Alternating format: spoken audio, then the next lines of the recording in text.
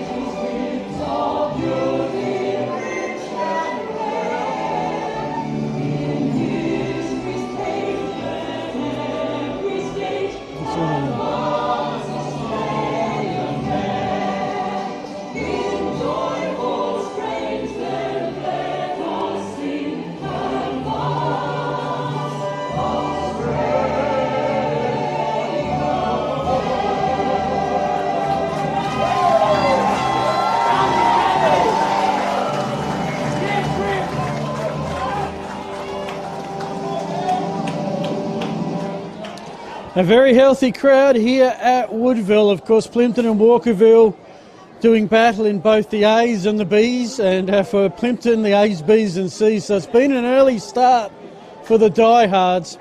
Plenty here on the commentary western side. There was a couple of rain showers that came through that cleared out a fair few from the outer terraces into the grandstand, but no rain at the moment. The biggest weather factor is probably a breeze. The last time I checked the BOM website, it was a straight westerly, and just checking it again, it's a west-southwesterly now, so it has changed a little bit. 22 kilometres an hour, gusting up to 26. That means, I guess, the team heading north is going to have a slight advantage if they can deal with the cross breeze, and that team in the first quarter will be Walkerville. Sean Kirshner, the Cats captain, won the toss, and he elected to kick to the northern end, or if you know your Woodville Oval, the clubhouse end here at Oval Avenue. These two teams come as, well, sort of the form teams of the competition. For Plympton, well, they have won 17 straight. Their last loss was May the 3rd to these Walkerville Cats, put their season at 1-2. They went on to win the next 15 games. In fact, it's a 16 game winning streak. They won their last 16 games to finish 16-2. Let me get there. 16-2. Then minor premiers, played Morphy Parks 2 weeks ago, won by 20 points in a reasonably low scoring affair, 8-7 to 5-5. For Walkerville, their season's been bookmarked pretty well. They won their first 6 to lead the league early, and they won the last 5 of the minor round. And the qualifying final lost to Morphy Parks by 31, defeated Hectorville in the first semi-final by 37, and then rebounded to beat Morphy Parks to get here and promotion with a 16-point victory against the Roos. Not too far away, my name's Phil Hurd, and we're going to have some guests during the course of proceedings. Not too far away from the start of this one. And we'll introduce our first guest at the first break. But we are set to rock and roll Thanks to Filming Footy, the Div 4 Grand Final, Police Credit Union, and we are underway with a ruck tap to Taverner starting in ruck and a quick stacks on the mill. Now, talk about busy people. Mention that Plympton are in all 3 grand finals today. One of those club leaders is the president, Jamie Morgan. Jamie, welcome to the broadcast and thanks for your time. No worries, Phil. Thanks for having me. What time were you up this morning? It wasn't too bad. A mini sleep until 7:30 and then quick read of the paper, here by 9:30, and luckily everyone else set up before I got here, so I can... I guess it's one of those days where you appreciate the team that's around the club today because everyone's been called to action. Yeah, absolutely. But when you're playing grand finals, everyone's definitely keen to do something. Everyone's up for the task. Absolutely. So mixed day so far. C's getting up. I saw them all wearing the medals when I turned up. The B's are going down to Walkerville. Yeah. How important, from a community club perspective, are premierships, grand finals in those minor grades? Well, they are. Obviously, we trade them all for an A-grade flag, but we've been lucky that our B's and C's have been quite successful the last 3 to 4 years, which helps build a lot of depth, a lot of pressure on spots, and just a winning culture around the club. So means when we bring our young kids into play, they're used to a winning environment, they see what it takes to win. So we're certainly happy that our C grade got the job done. They played really well. B grade, it was a tough game of footy. Walkerville just had our measure, but the boys have won 3 flags in a row, so it was Walkerville owed us one. I reckon they were pretty hungry for it today. Yeah, there's only so many times you want to lose one before you absolutely have to win one. So no scorers yet in the opening minutes. Plympton's had a fair bit of possession of the ball right in front of your broadcast wing. The Percy Fox grandstand here. Montine Keir Oval blessed with 2 grandstands where the majority of the fans are through the course of today. So for all the Plympton fans, it's win, lose or draw, back to the kennel tonight. Yeah, what have you got planned? We've got the extended licence, which we always do when we play grand finals, which is great. Hopefully we can celebrate 2 flags, commiserate our B grade, just get the community back. It's the first time ever the club's had 3 teams in the grand final on one day. So there's been a lot of community support, and I know a lot of people want to come back and cheer on, hopefully, some winning teams. And of course, with a couple, you're a senior club and a junior club. A couple of years ago, the Sandfield Juniors Club of the Year. That must have been quite an achievement. Yeah, it was. It was great. That's again lots of years of hard work. We got a lot of good people, good coaches, and reflection on our efforts on the field and off the field. We want to be sustainable and a club of choice. It's very competitive, but we want to make sure we're doing as much as we can to make it a good environment for kids, families, senior footballers to thrive and also win and be their best. So it was Caleb Koning who escaped getting the pass from Jackson Boat and Walkerville, a chance to go forward for the first time in this game. We haven't had a 50 metre. It's the captain in Kushner heading for the scoreboard pocket. And from that, the pack will descend, and I think our umpiring crew is going to come in and save my ball.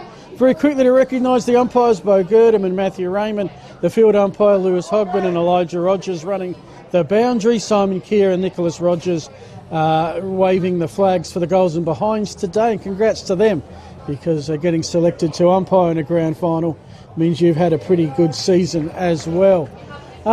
As president, I've been administrator with teams in grand finals, and there's work to do, and it's very nervy because you sort of feel like, if I do a little bit more off the field, it'll help them on the field. But right now, there's nothing you can do. Absolutely right. Yeah, you go to training and you support. You can't pull the boots on. You just got to make sure the guys know that everyone's behind them. They've done the work to get this far. Rewards will be there if they put the effort in, and everyone supports them to get there, and no matter what. But of course, winning is the goal today, and who's that speedster heading down? That's Luke Paparella, leading goal kicker. He's your leading goal kicker, dashing down the wing. Okay. Got a bit of space. Back in my day, I think leading goal kicker, I think of Tim Evans sitting at the top of the goal square for Port Adelaide. Slightly more. Not dashing down the wing. Speed's a weapon. Soccer off the ground by Luke Paparella. He set it up on the wing. The follow-up was brilliant. Papa Joe will be happy with that one. You can't catch him. He's got way more speed than his dad, but just as good a footy smarts. There's no doubt about that. 74th goal on the season to lead all divisions, and that crucial first one from the first inside 50 to the Bulldogs. And just a little breath of relief there that, yep, we're on the board, we're on our way. Yeah, I don't have to be too twitchy yet, but a long way to go. Yeah. Always nice to get the first goal. And look, with 3 games, you really got to pace yourself, don't Correct, yeah. Haven't had a beer yet, Phil, so we'll save that So for after the game. when do you allow yourself the ability to have that? Well, we'll wait until the final result of this game. Yeah. Get the work done, then try and enjoy the celebration. Now, of course, off the field, probably the biggest thing for the Bulldogs at the moment is looking at trying to put together a approval and funding. Well, there's a big leap from the Cats, just forgot about the football, for a new HQ, a new centre down at Plympton. Yeah, we've been working with Marion Council. We got a master plan done a couple of years ago. Definitely looking to see some government funding to help it get over the line. We're a big club. We need to service our girls, our boys, and we're probably the last club to be done in our zone and probably one of the biggest. So we're certainly due, but yeah, we're definitely community's been crying out for it, as is our playing group across all grades. So yeah, we're definitely ready for it. Declan Bailey, who's a key player, been 10 times in the bests, probably leading the best and fairest night. When have you got your club champion? In about a month, the 18th of October. So need a bit of recovery time. Yeah. And do you get much of an off-season as president, or is it straight into planning for 2026? Footy's 12 months of the year, Phil. It's, maybe indirectly, maybe a week for Christmas? Maybe.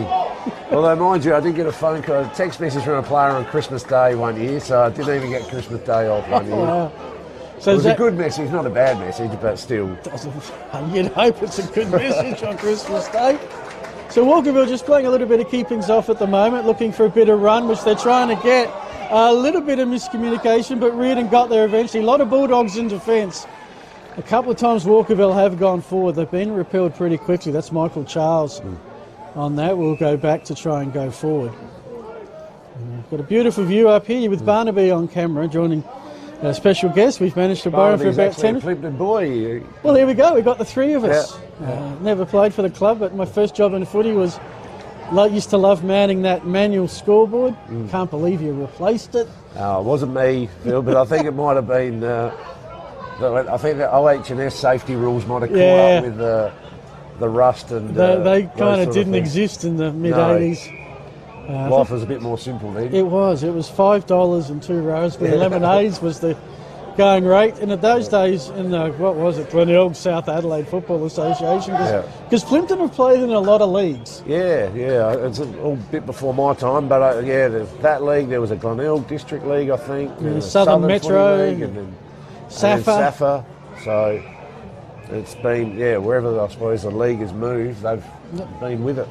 Now, the elephant in the room might be, because everything's about winning the premiership, but you've already got a reward in winning that second semi and getting promoted. Yep. That doesn't take away, though, at this point, is it almost like, we'll take the consolation of being promoted if we don't get up, but right now it's all about winning the premiership? Yes and no. Like it is, we've had 3 years of getting close, building a program that we want to sustain, so when we go back up that we are, competitive. Yes, but the boys, the focus has always been ticking off the things that we can and then get the reward for effort if we deserve it. So it's been a massive thing for the club, and it is a relief, right? But it is, because you've been pretty close. And so it's with also now, we just want to get the job done. Harry Phelan, another one who's had a bag of goals this year. Plympton, the top scorers in the league, averaging 114 points a game in the minor round. Have attacking options, and they're going, kind of a scenic route, but they're inside 50 now. And this, with the wind, is actually not a bad one to have. Taylor Ryan kicked 5 goals the last time these two sides met, 14 for the season. And he's played for Plympton and no one but Plympton. It's Kobe Ryan's second youngest brother from West Adelaide. So when you think you'll get great club man, great club family. So and Kobe a Bulldog? Kobe is, yeah. Yep. Yeah. Of course, Westie's back in the day used to have the old Plympton strippers. That's coming back, but not enough. First behind on the day. We've gone 10 minutes. So look, I know you're busy, so happy to let you go. But was there anything else, Jamie, that you got a free 10 minutes? Thanks some sponsors, some particular people. Yeah, well, obviously we thank our coaching group. That's Simon Quinn's come in this year, taking the program to a next level, build a hardness, a finals brand of footy. So him and our coaching group and the leadership group work really well together. Obviously all our off-field game day crew, Dave McLeod, our footy director, Mel, and our property steward, J-Dub. Our sporting club, we work with the sporting club, has been great support for us, Trevor Bruce and all the crew down there. Because you share that one oval, yes, and it is one oval with soccer and cricket. We try not to talk about the oval sometimes. But yes, it is share. We're very unique in that point of view, but... you make it work. We do. We work, codes work together, and there's plenty of space, and at the end of the day, as we've said, doesn't matter what you're playing, as long as there's 4 goalposts at each end, you can still win a game of footy. And that's what Plympton are trying to do. Another inside 50. Walkerville defence are under a bit of pressure. Bradley Beswick. There's something downfield, I think, with the whistle now, just to block back. Well, Jamie, thank you so much for your time. I'll grab that mic back before you go. And I'm unbiased until the final, and then I've got the and then you bring the Bulldog beanie that you gave me. Good to see. But for later. So hope for a good game of footy, no injuries, and a Bulldogs win. Yeah. So, and new club room's on the way. That'll be your wish list. That'll be prime. Thanks very much, Phil. Thanks, mate. Cheers, mate. Alrighty, so Jamie Morgan. Now, Walkerville fans, don't fear. Ryan Curry, Walkerville president, will join us. Well, he's scheduled to join us. We hope he will. Start of the second quarter. Let's get back to the game. 12 minutes gone. It's been a bit of ebb and flow. Plympton, that Luke Paparella show. Kicking the first goal. Walkerville have had their share of the footy. They're inside 50s, though. I think they're yet to get a possession within range. In theory, they've got the slightest of slight breeze angles, although, as mentioned, it's more across the ground. You'll see a fair bit of ball on the outer side, I think. That's probably the most penetrating kick inside 50 we've seen. Barry Crocker over bounce, opens the way for Kudra to come in. He's going to be key for the Cats. Brought to ground, play on, says the umpire. Bouncing ball, 20 metres out. But the Dogs will clear momentarily. Now, a lad there looks like he could be in the under 8s. Brett Connor, number 33, has some teammates. Dogs will clear it out the other side, looking in the Ellis direction. Who's going to be paid the mark or given the free kick? Take your pick. 13 gone on the Kieran Hioketsu scoreboard. Got a few sponsors to recognise as we get in. Of course, filming footy. Now, what a day for the Adelaide Footy League. Probably the biggest day in their history. 21 premierships on the one day, and we've got commentary crews at all 7 localities. But filming footy, the Barossa, we're down at Noarlunga for the Hills, we're at Malala for the Adelaide Plains. Bit stretched, but we're at everything at the moment. Wish we could just have them all spread out so we could go to one at a time. But of course you're able to see the replay of all of these on the Filming Footy YouTube page. Chance for Walkerville. There's a bit of daylight between the player and goals. This is with Zane Cooler, who's going to hold things up. Needs some support. Goes inbound to Kirshner. Too far out to score. He sends a worm burner, and this is going to be the Cats' first shot on goal. They worked it well. They didn't rush. I reckon it might be Jordan Smith. I think it is Jordan Smith. That's what I'm going to go with. 1 goal the last time they met. Was in the best last week. A junior from Loxton North. And when I do get Ryan Curry to come. I've got to ask him about Loxton and Mount Gambier. Quite a few players have held from those, the Riverland and the southeast. 40 metres out, 45 straight in front. Umpire moves to his right, misses to the kicker's left. But Walkerville are on the board. They are one behind. Plympton are 117 on the Kieran Hyoketsu scoreboard.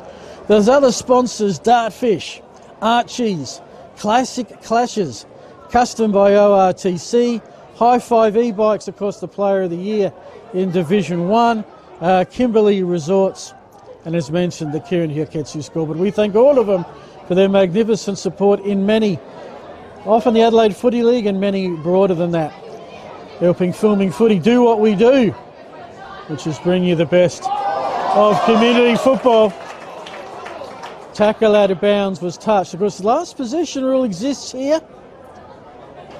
Needs to be a possession.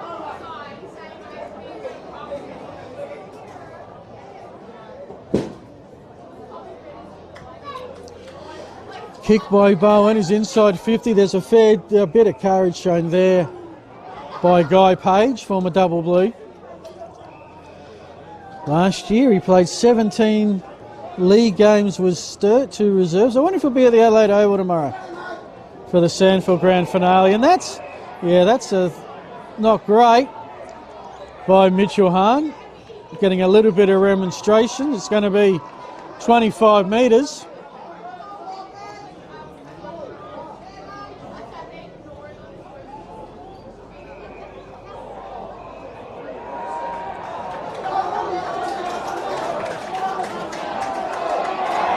Going to be another 25 metres for not giving it back to the player who earned the free kick. This turns it into a shot on goal. Kirshner making sure that he's made no real attempt to catch it as it flew over his head, just watching the replay. But rules are rules, and that's a 25 from 48. Straight as the captain shows how it's done. And Walkerville are on the board, and this game is tied. Kieran Hyoketsu scoreboard: Plympton are 117, Walkerville 117. Now that would have been a decent kick outside 50.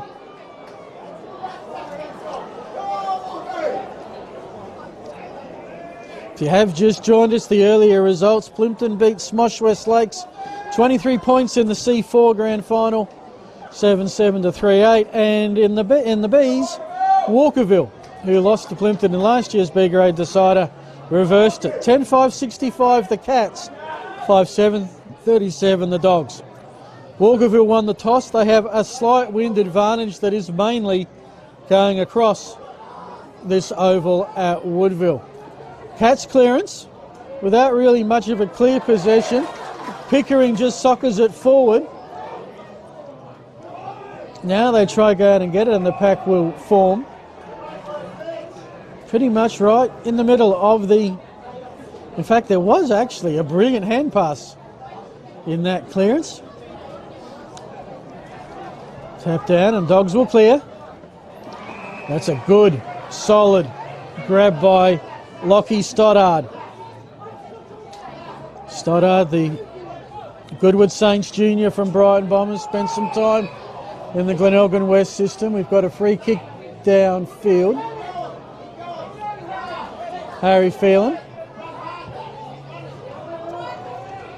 looking to centre it. Comes off hands. Well done by Michael Marcus to run the interference, get the ball for his team. Now it's Walkerville running in a wave. Griffith thought about going outside, wanted to go inside, ends up going back outside again. They keep possession somehow. Back with Macris, has to wait for the ball. Now they've got a clear runner from outside 50 to the top of the square. But I reckon that's Kieran Nelson who's taken the strong grab. Good build-up. Just Plympton were there in depth, waiting for it. In fact, the marker was Declan Bailey. To the outer side, the Dogs go, getting maximum distance. Here's Macris getting another touch. That's about his third in a minute. Coming in well, that's Nelson. Hand pass on to Page. Page on to Brodie McLeod. Defensive end, centre square. 20 minutes gone. A grade, it's 20 minutes plus time on. You've had 2 goals kicked. Walkerville, slight wind advantage. Plympton going forward, doesn't sit for Ryan. He's still in the contest though. Keeping his feet is Griffith, picks it up. Can't quite get the kick away, and that's holding the ball. Ryan on the tackle, Phelan will take the free kick. And we're going to get a shot on goal from the Bulldogs from Luke Paparella. Seeing what he's like on the run, seeing what he's like with the Socceroo skills. Let's see the set shot on a 45 plus degree angle. We'll kick from just inside 50.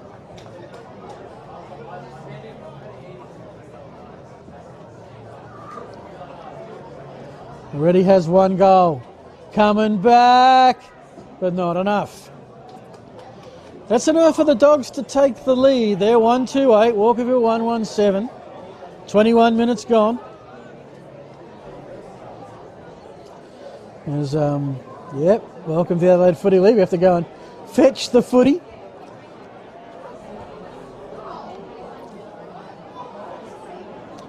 Just having a look around. Decent crowd in. I'm in the Walkerville grandstand here. If you can't buy blue balloons today, it's because they're all here. Plympton fans have occupied the Barry Jarman grandstand atop what is normally the Woodville West Torrens Eagles change rooms, which have been used by Plympton today. Walkerville's kick out lacks a bit of conviction. The turnover allowed McLeod to get a hand pass out. Came back to Ben West. He was tackled instantly. Walkerville will get out of this momentarily. There's a lot of red and black though, and one of those is Stuart Taverner.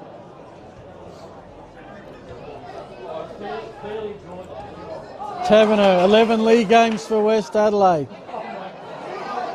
Turnover. No one can get more than 1 possession at a time here. Love the pick-up and hand pass from Davis. That sets up Paparella in terms of Todd Paparella. And here's a chance to set it up for Ellis, who's going to get a shot on goal. In range and with a decent angle to work with.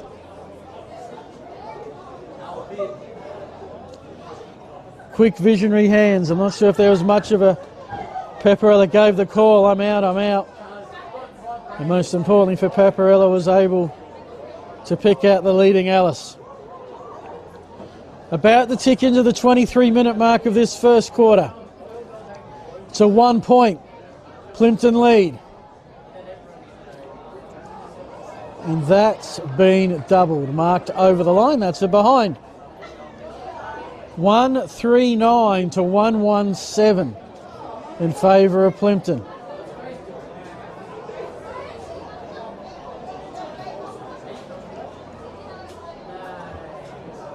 Walkerville trying to work it out with a bit of precision, but again the turnover must have been touched, because Brodie McLeod certainly marked that on the full, but it was touched holding the ball. I guess that touch was the smother which led to the slight misdirection.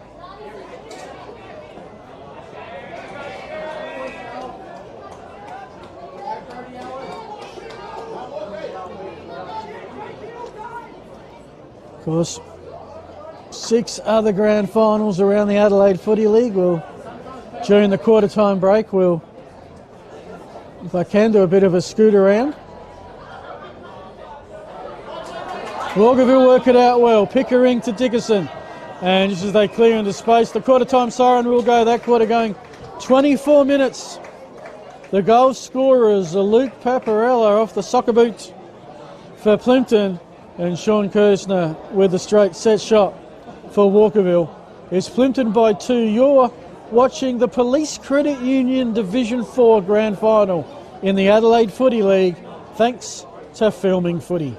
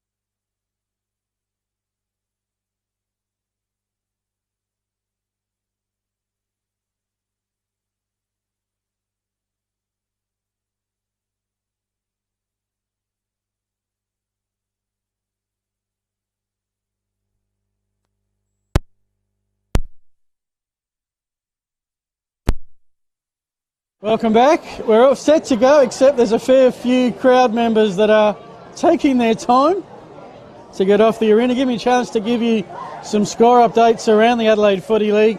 BDR Excavations Division 1, it's Port District by 26 points. Now these scores are at some point in the first quarter. Ditters have come out guns blazing, 5-3-33 Golden Grove in their first Div 1 Grand Final, 1-1-7. Low scoring affair thus far between Tea Tree Gully and Athelston and the Breakthrough Mental Health Foundation Division 2. Athelston won straight, Tea Tree Gully yet to score. Div 3, 9 News Division 3, Westminster 3-2-20, only Mercedes 1-1-7, a 13-point margin. Surprise, surprise in Division 5 AA, Marion 1-4-10, Pulteney 3-1-19. Yep, Pulteney leading by 9 points. At Campbelltown, Fitzroy and St Paul's. Fitzroy all the scoring, not much of a lead, 1-6-12. St Paul's one behind. And in Div 7, Elizabeth 5-2-32, Century United 1-2-8, a 30-point lead to the undefeated Elizabeth Eagles. So we've got the close one at Woodville. The Police Career Union Division 4 Grand Final, the Bulldogs 1-3-9, Walkerville 1-1-7. In theory, Plympton with the aid of a slight breeze that's mainly going across the ground but slightly favouring the end to your left. Thus far, a hot footy. The hand pass out by Caruso only set it up for Bowden. And now for Curter. Back to Curter. Had a quick fumble, the pass back from Sims. Gives Plympton a chance to come in. Yeah, very hard for either team to get a couple of possessions in a row here. Hot, loose footy. Umpires found a free. Will go the way of the Cats. It's with Alec Curter. 29 goals, 11 best on grounds in 20 games. Played 20 of Walkerville's 21. On the half-forward flank, clean pick-up by Griffith. Gets the hand pass, here comes a high kick. We did have rain earlier. The stretch from Bailey just got a slight spoil on it.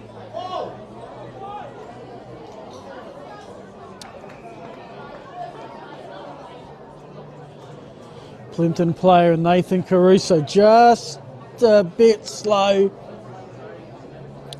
getting up. Nice backward look-away tap by Taverner. Didn't exactly gain much advantage. You've just joined us. We're 100 seconds into the second quarter and there's been no score. As that one heads into the cricket nets, that will get very busy, I think.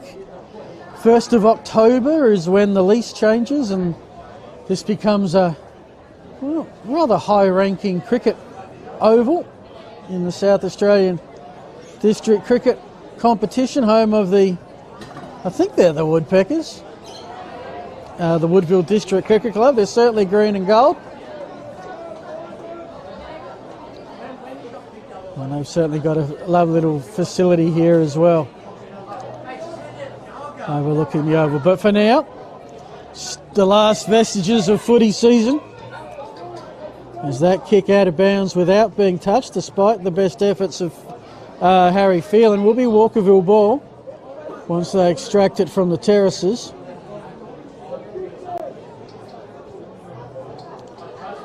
The Cats trying to work it back. There's a leap and a crack. Coney Lee using teammate Jack McKay as the step ladder. Almost paid, not quite. Paparella has the ball. He's set upon quickly by Beswick. That's Luke Paparella. Of course, there are two. Todd 16, Luke 4. In the end, the ball up. Plympton's attacking edge. Haven't had an inside 50 yet from the Bulldogs this quarter.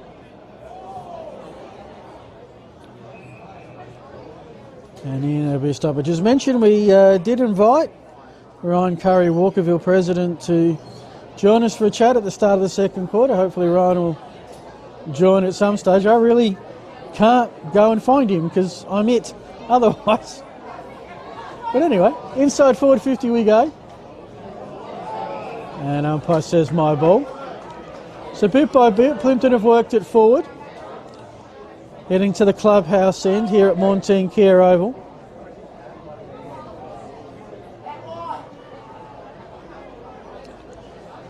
The Cats trying to work it out the back, can be dangerous. Turnover is a chance. Ellis with the snap to the top of the square. Heads towards the scoreboard side. Stoddart is tackled as soon as he dares to touch the footy. Will be in a throw in front of the Kieran Hikitsu scoreboard. Hello, yes. Showing Plympton 139, Walkerville 117. We've had no change to that score.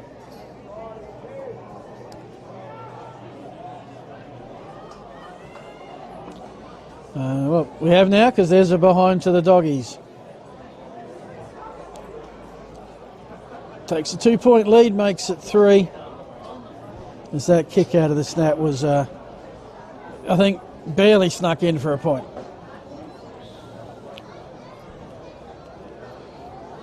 Walkerville now with the long kick out of side. Trying to burst his way hard through the pack, Jack McKay. Deemed to be taken high, but have to go. Gerda wanted to play on. Has to go back around on the mark.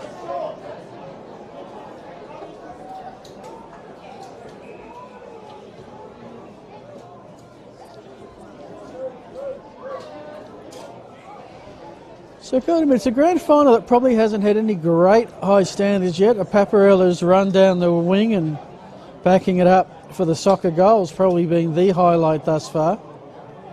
A couple of attempted high-flying marks, nothing paid. But a pretty intense quarter and a Walkerville free.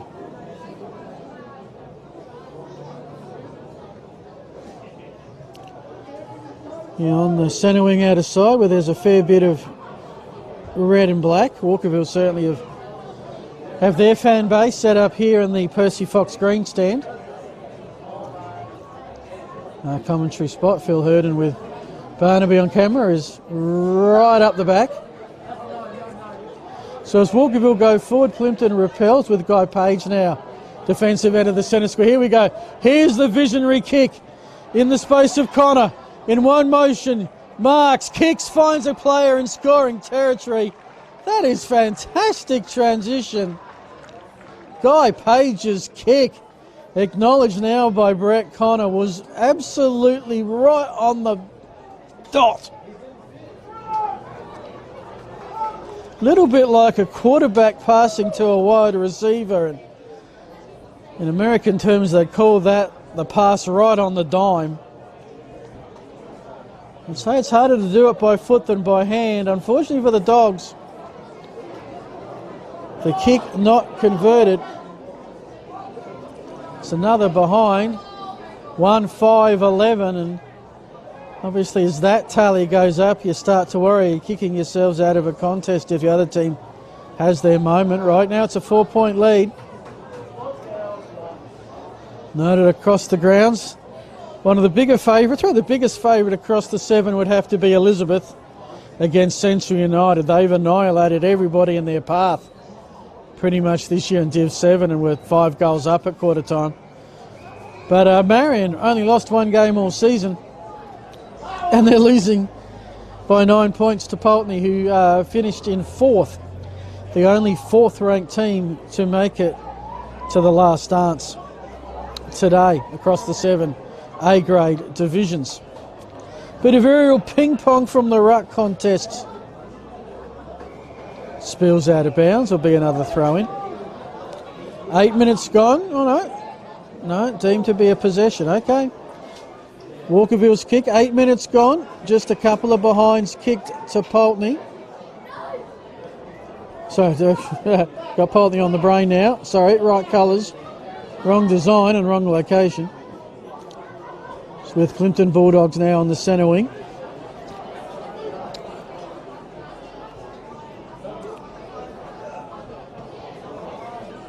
Again the high grab and again the boundary line. So it's been a second quarter of stoppages thus far.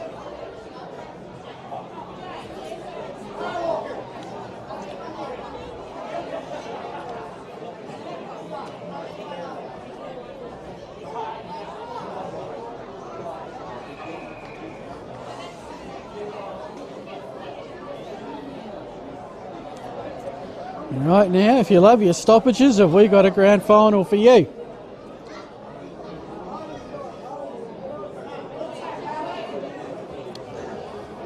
Noah Sims' kick out of bounds, another turnover.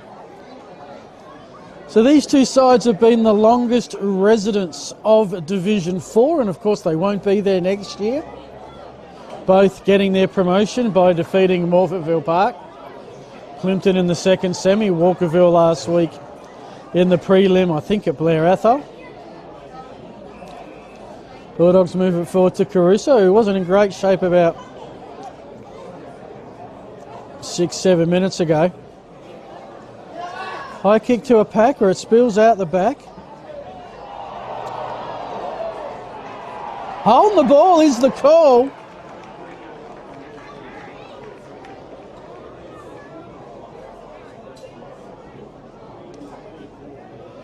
It's going to be Aaron Ferraro, number 21. Just having a look at the replay here. Yeah, had the ball, took about 2 steps, and that was deemed to be the prior opportunity. Ferraro, again, played this level, no one but Plympton. Did spend a bit of time at West Adelaide's 16s and 18s squad. Has kicked 8 goals for the season, make that 9. And they kicked the first goal of the first quarter, they kicked the first goal of the second. Were rewarded for effort. They really have had the ball down here a lot in the first 11 minutes of this second quarter. Now if they're kicking a couple of behinds, they have the major 2-5-17. It's a game high 10-point lead. Walkerville are 1-1-7 on the Kirin Hyoketsu scoreboard.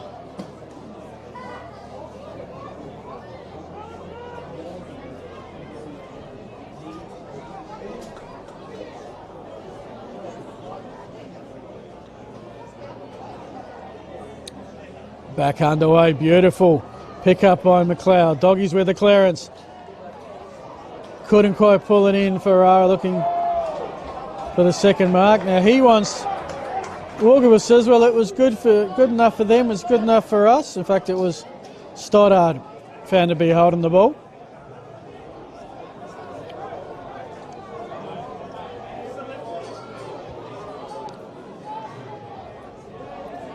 Long kick down the line.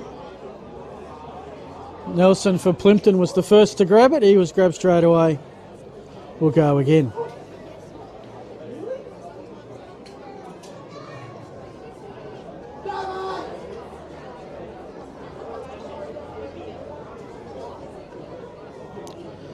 Clear possession, hard to get. That was a kick under pressure. Now in the middle. Important ball to get. Davis got it, went to ground, but he got the hand pass out to a teammate. Now it's a 2-on-2 battle at the 50-metre arc. Luke Paparella is lurking. Can't get his hands on it though. In the end, it will be a stoppage.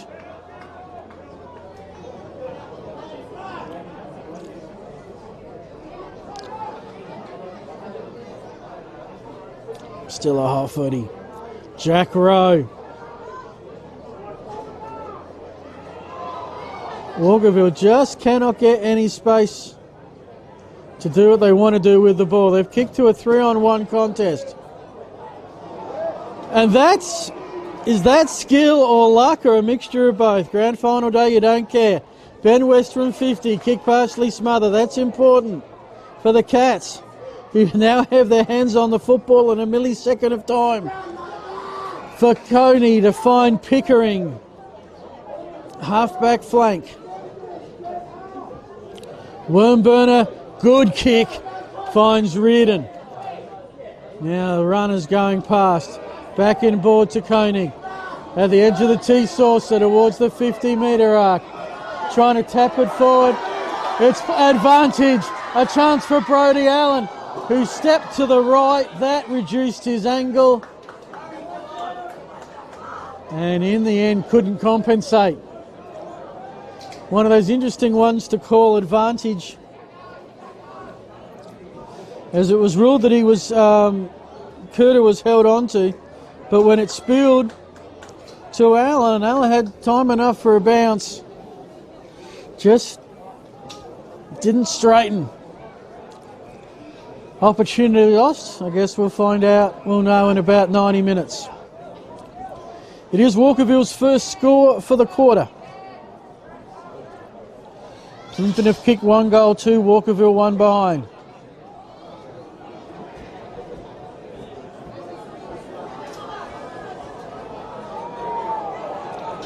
Yeah, holding the ball against Dickinson, who picked up the ball and decided to try and charge his way through.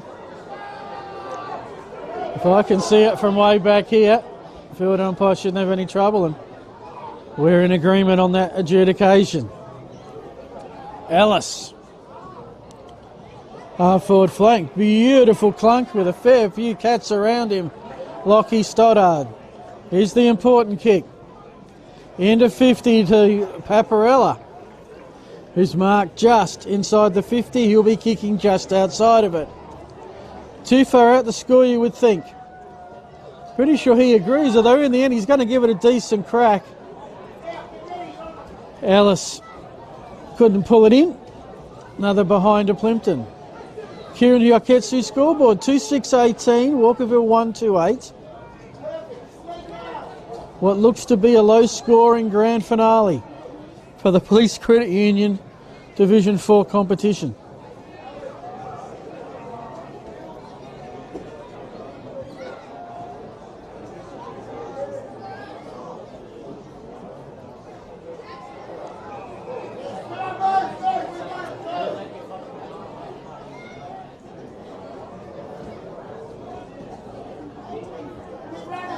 Cat's ball.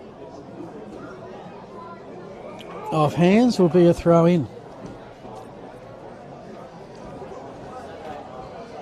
So Walkerville wouldn't worry too much about being behind. Last week they had a fantastic comeback. They were trailing on Walkerville Park by 27 at half time. In the second half they kicked 8 goals to the Roos 1, including 4 goals to nil in the final quarter to win the game, get in the grand final and get promotion to Division 3. Meanwhile, Plympton have gone forward. It's spilled to Caruso, couldn't get a clear kick away. Walkerville have some space for one of a rare time today. Janovic, or Janovic, depending on how you pronounce it. Now they're bringing it, coming out broadcast side for a change. Bailey with the big thump. Plympton work it forward well. Todd Paparella onto the runner Page. Needs some quick hands. Back to Todd Paparella. About to get corralled. Just got the hand pass out. Dodging, weaving, avoiding. Taylor and Ryan kicks it high to the top of the square. Walkerville have some numbers and will clear. And there's a little bit of afters going on between Searles and Phelan. And have we had a free kick given away? I think we have. Ball is coming back. It's going to be a Plympton shot on goal. Searles is suddenly got a lot of people in red and black who want to talk to him. Not too many of his teammates do at this second. So Walkerville had possession on the half-back flank in the hands of Dickinson, who was, well, about to send them down the wing. Instead, it's a Plympton shot on goal. A 10-point lead. Harry Phelan, 41 goals, including 10 in round 1 against Jeps Cross. Knows where the big wide sticks are and how to kick it between them. Phelan, his first for the quarter, makes Walkerville's errant discipline prove costly. And it's 3-6-24 to 1-2-8. Time on imminent here at Woodville. And for the first time today, we've got a bit of a buffer of 16 points. And it belongs to the minor premiers.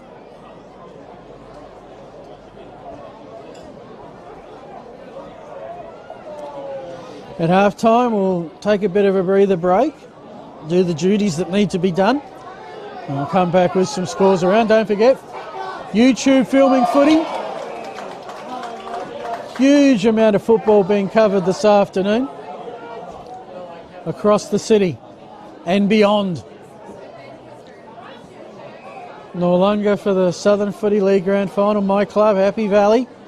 Good luck to them. The Vikings up against the Cockadivers of Port Noarlunga.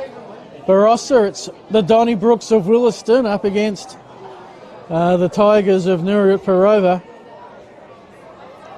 Adelaide Plains is Malala and Two Wells.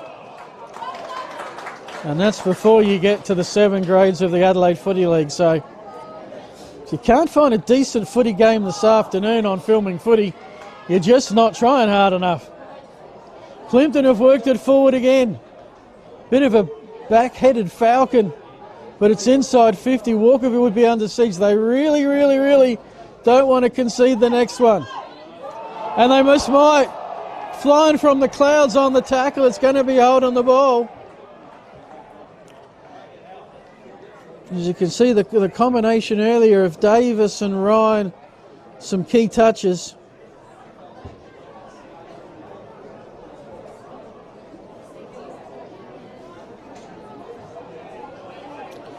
And it was Jackson Davis who came in and laid the big tackle and got the free. Davis kicked 2 goals the first time they met, have 16 on the season. Started his footy at the Cove Cobras. Moved to Plympton in 2013 to play on the 12s, has been there ever since. And he's dobbed it.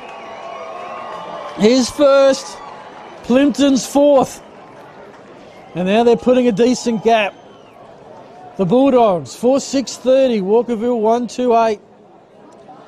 Game high margin 22 at the 21-minute mark.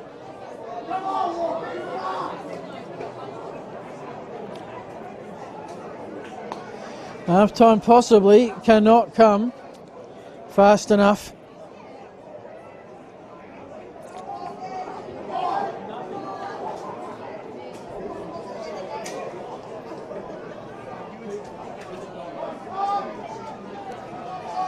Plympton have kicked 3-3. Walkerville just the one behind.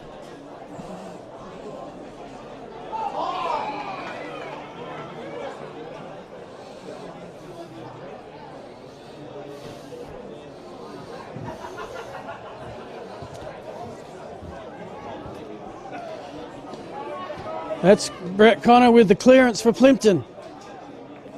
Chasing after it, Joel Griffith. Can't get there first, it will be another inside 50, James Ryan.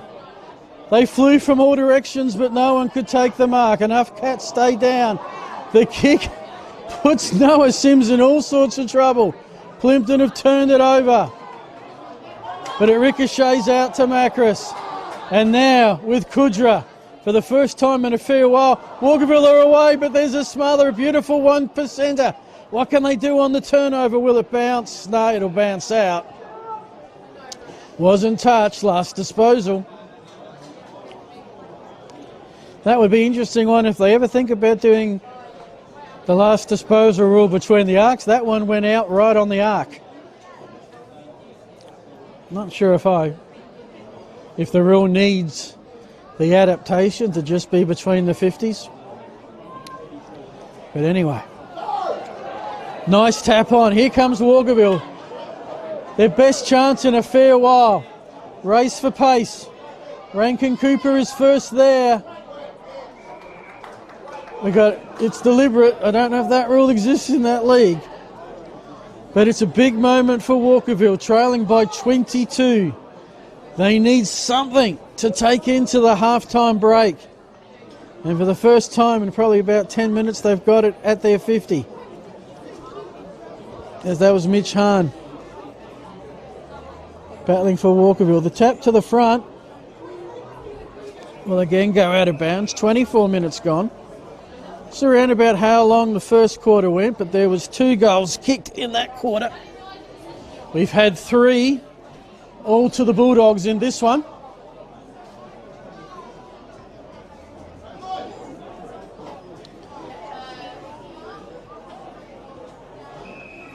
Another stoppage. Certainly the boundary and field umpires getting their work out today.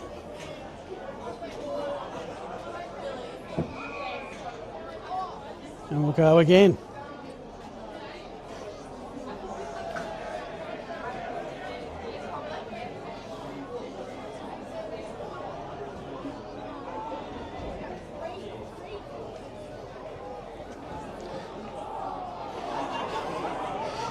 Now the Dogs can escape with it. It's in the middle.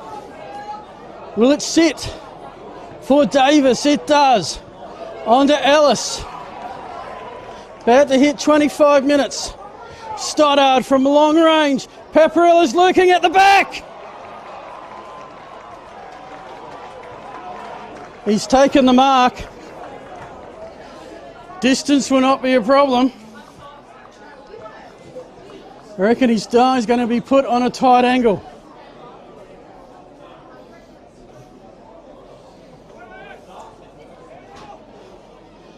A massive, massive kick. He's dumped it! Paparella another one. Plympton another one. They've taken a big buffer towards half-time.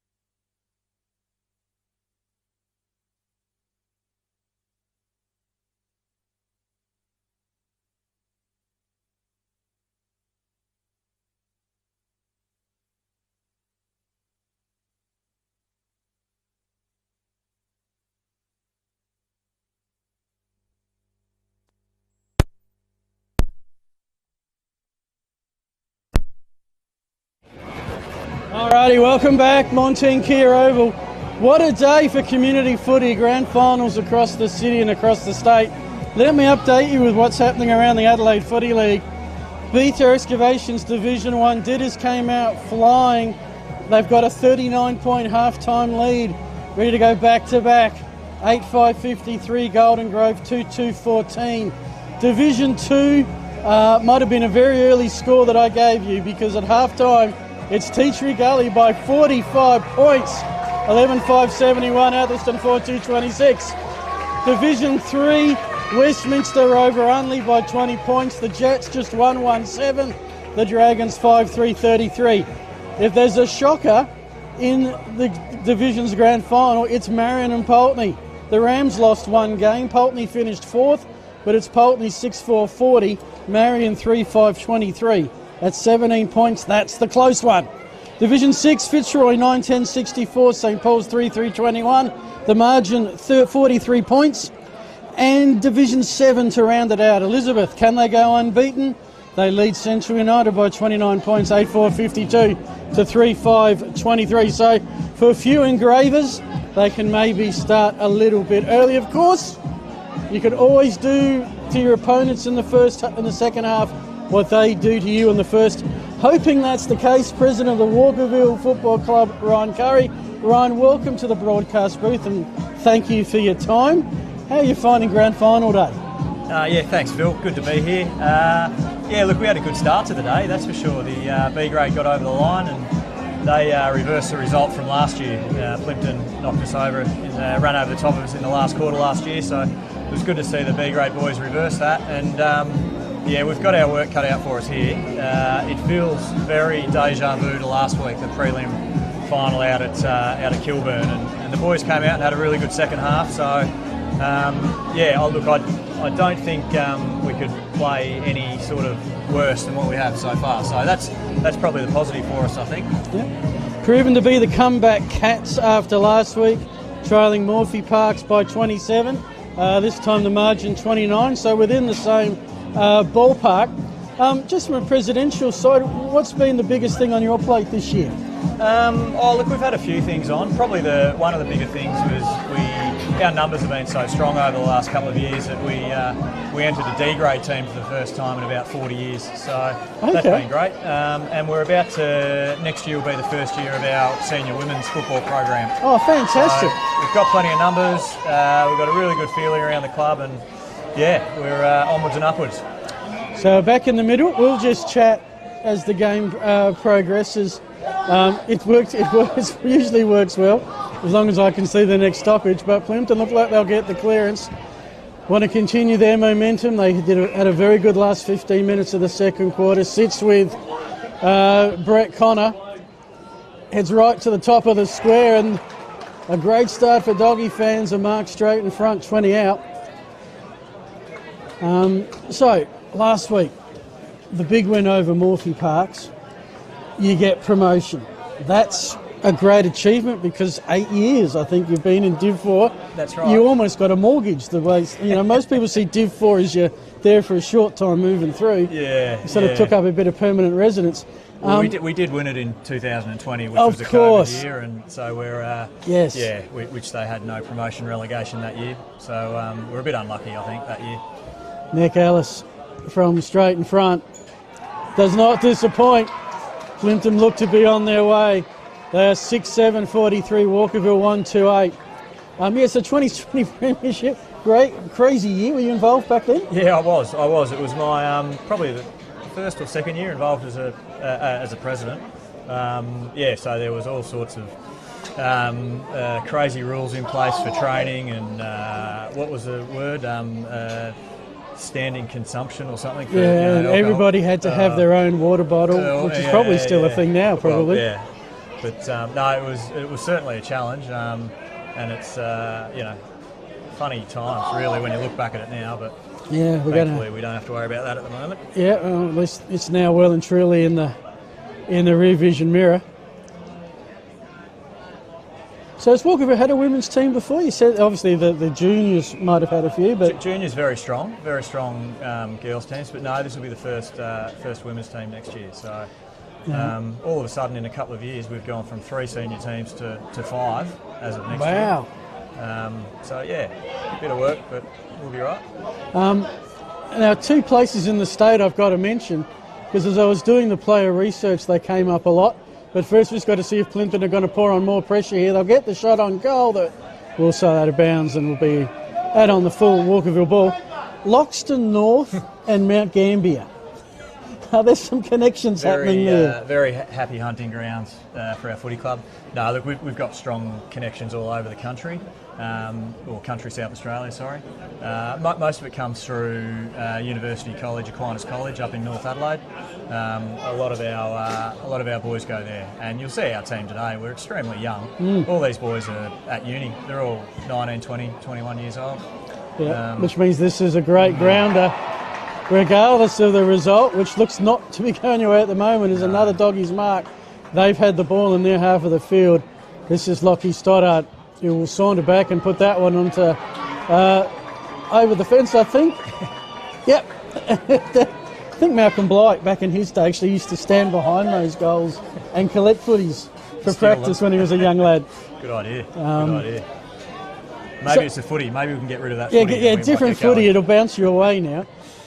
So tonight, what's happening post-game? You obviously got B grade to celebrate? Yeah, absolutely. We're just, the standard. We'll be back at the club tonight. We've got a few things organised back there, and we've got a great kitchen and staff in there, so there'll be meals on, and sort of toast the season. It's been a great season for our club so far, and Because if you weren't busy enough with A's and B's, which I think first time since 2012, you had them in the grand final. You also had a grand final at Smith Street earlier today. The C7s took over. Yeah, just to really test our volunteers. But that was a massive crowd. Tea Tree Gully and shocked crowd turned up in droves. Yeah. Again. Tea Tree Gully got a big day, and of course they would have come to that and then headed off to Hyacinth Stadium, I think, where they're playing Div 2 today. Correct. They rolled up in a couple of buses, and I think they were taking the buses then on to Hyacinth. That's the way to do it. That's the way to do it. Harry Phelan's taken the mark. I hate to say it, but you haven't. Hasn't made a difference coming up, Ryan. I'm sorry for you. No. It's getting to, it's 40 points before, 41 points before this kick. Just about out of miracle comeback territory. We're right behind it. Barnaby on camera, and that will sail through for a behind. So look, I'm not going to put you under more torture too much, but it's open forum for you. If there's some people you want to thank, some sponsors you want to thank, message you want to send out to the wider cat world of ex-Walkerville people who, I think, given your background, probably are far and wide. They are, and I know we've got a lot of our families and supporters tuning in at the moment, because I've had a couple of text messages from people that are watching the live stream. So all the cat supporters out there, thank you very much for your support. Obviously, just like to thank our sponsors as well. We've got a massive stable of sponsors, and they allow us to do what we do. Walker's Arms Hotel, we'll probably spend a few hours there over the next 3 or 4 days, I think. They've been great for us. North Point Toyota, Tall Timber Carpentry, Ashby Madden Rome, Truman, accounting firm. The list goes on. We've just got a great group of people that support us year in, year out. So here we go. Here we go. It's a chance as Mackenzie Pickering did very well to intercept a turnover. Can they make use of it? Heads back to Pickering. There's the bounce of the new ball, maybe, because it's sat for Pickering, centering it inside 50. Got the grab. Mitch Hahn plays on. Open goal, Becketing. Finally. And the Cats are on the board in the second half. Their second goal of the game. There's a highlight for you. No, they've been few and far between so far, but there's plenty of time left. There's plenty of time. Speaking of the Riverland connections, Mitch Hahn from Waikerie to Walkerville. And he's kicked 41 goals. One of been one of your main goal kickers, if not your leading one this season. Yeah. And if you're going to have a big comeback, I think it's going to go through him somehow. Absolutely. But got to start now. Well, you're welcome to stay if you want, but otherwise, really appreciate your time. What I know is a busy day.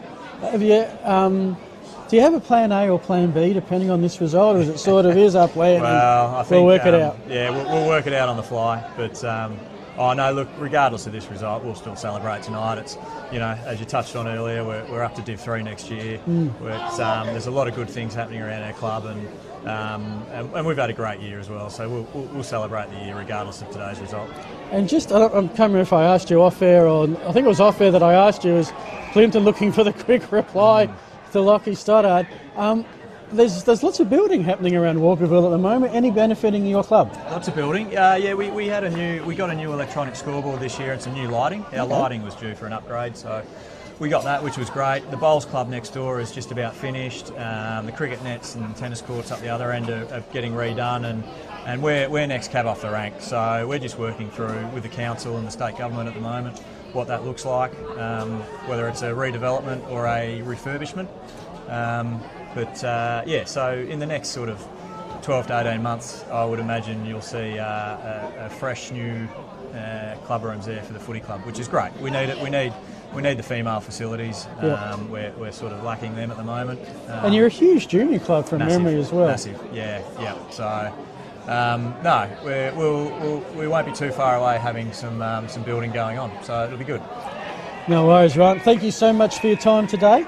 Congrats on the Bees Premiership, and good luck for the rest of the A's. Yeah, thanks, Phil. And once again, just hello to all our supporters that are tuning in at the moment, and thank you for your support. And let's see what happens from here.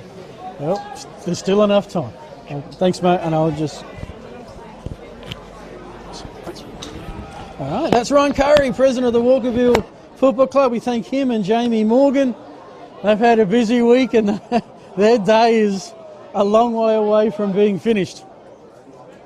In terms of this quarter, 8 minutes gone, and well, besides that one highlight, the Bulldogs just keep on going.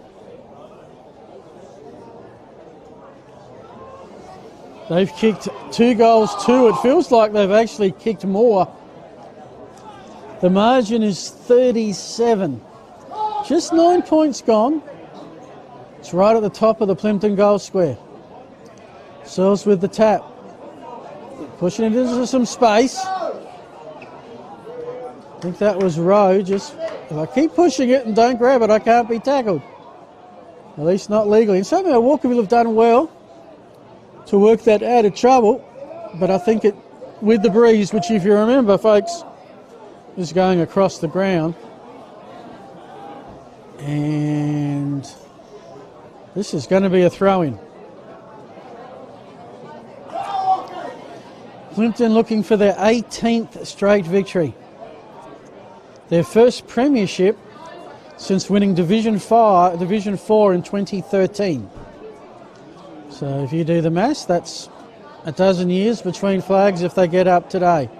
Walkerville, of course, as mentioned with Ryan, had that 2020 flag, which is absolute legitimate premiership in the craziest of circumstances.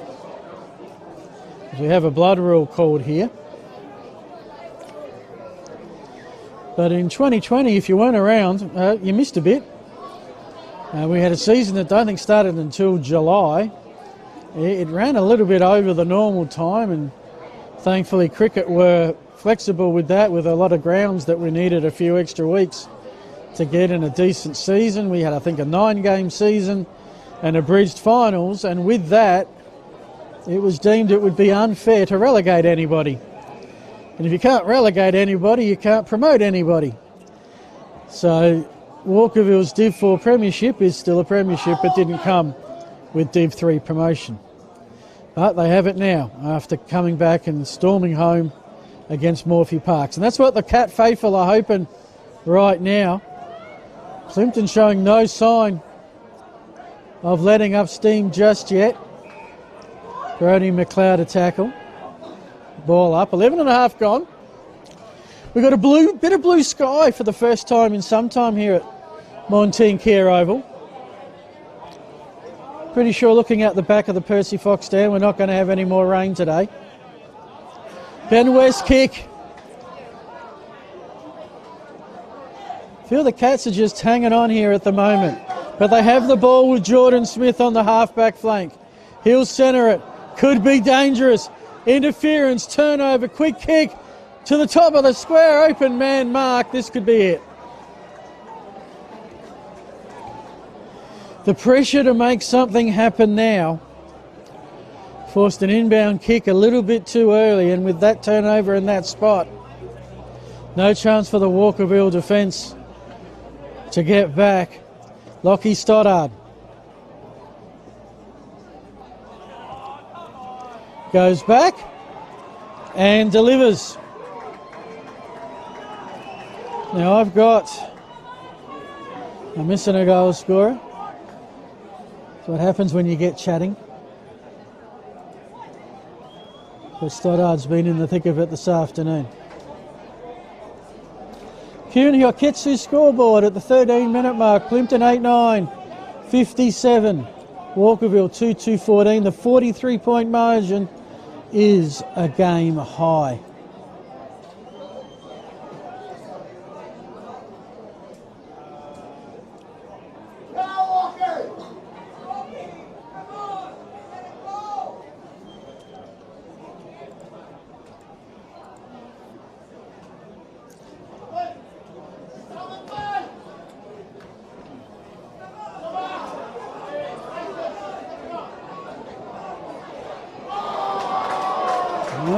They're still going in hard.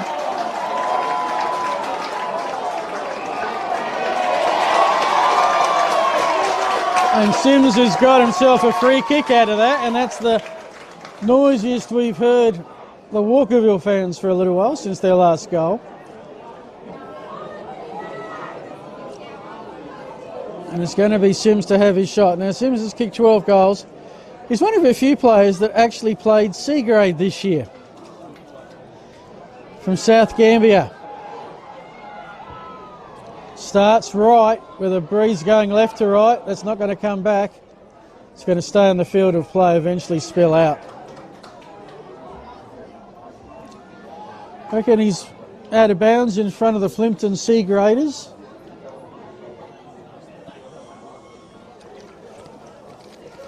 Proudly wearing a premiership medal obtained earlier.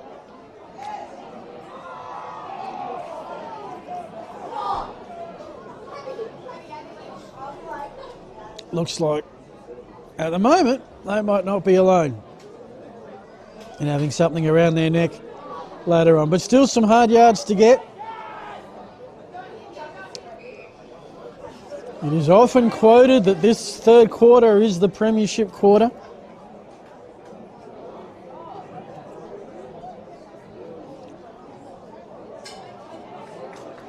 He was Plympton by 2 points at quarter time. 29 points at half time. It's now 43 points. There's the oval bathed in beautiful spring sunshine.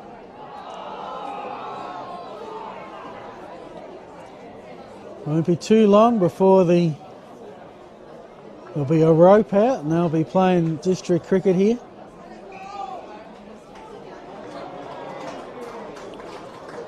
Umpires found a free in all of that. Going to go the way of Mitch Hahn, who kicked the last goal. Mentioned from Waikerie last year.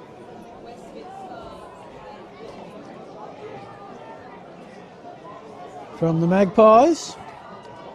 Needs to try and execute a kick. In the end, didn't make the distance. Hit the post. It's going to be a throw in. Not totally sure what I assume that was an attempted banana that refused to bend. A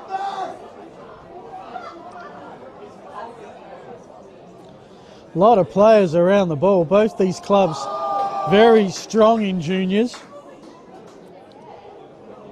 They wouldn't have this because they'd have cones out and zones. Throw in front of the beer tent and canteen. It's a holding the ball. I understand the sentiment from the captain in Kushner, but just too much defence to get through.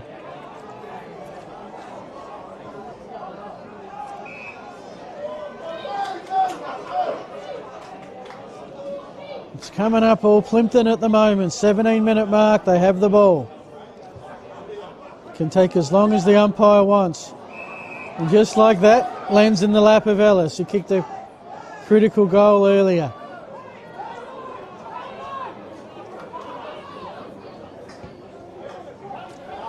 Ellis's kick.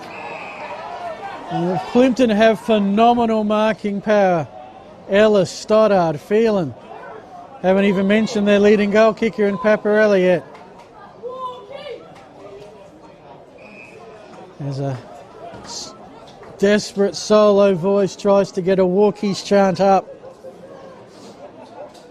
And nobody in the mood to join him at the moment.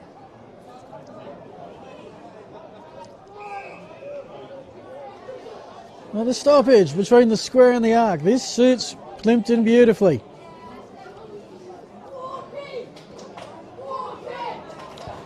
They have the clearance and the kick from Ryan. Well, the Walkies chart, I think there was about 3 in that. It's growing.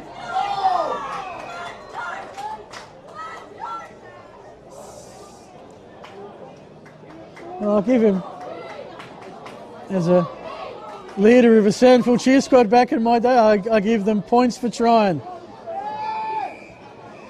As the Socceroo kick that Luke Paparella performed magnificently in the first quarter, Lockie Stoddard tried to emulate, and it's out of bounds on the full. That'll clear some kids out. Good to see plenty of kids here, by the way. A lot of the Walkerville kids in their junior jumpers. It was interesting, actually, on the ground after the B grade, there was about 6 Walkerville kids that couldn't have been any more than under 10s, and about 6 Plympton kids. And I think they were having a bit of a chat. Let me leave it that way.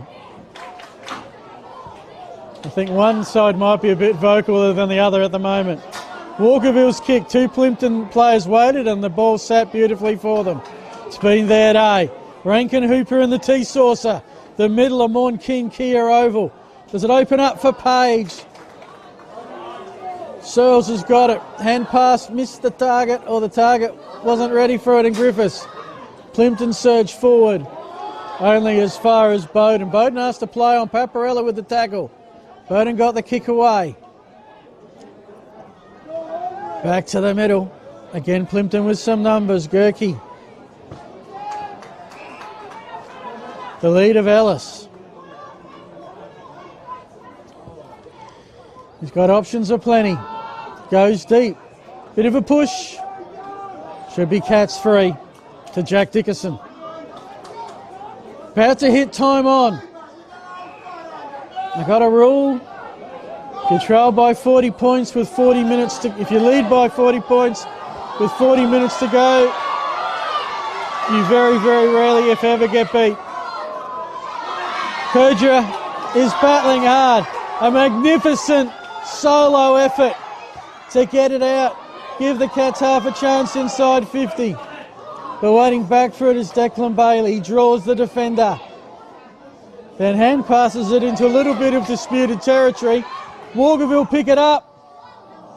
And just when they needed something to go their way, the ball bounces true and straight and through for a behind. 2-3-15 are the Cats. 8-9-57 are the Dogs. It's a 7-goal footy game at the 21-minute mark. Plympton are a quarter away. It's with Kieran Nelson. Go back to Page.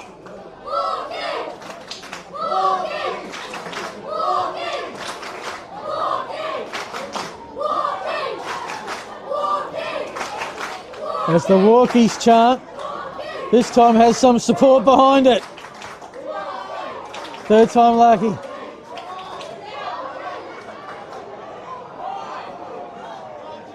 Can that inspire the men in hoops?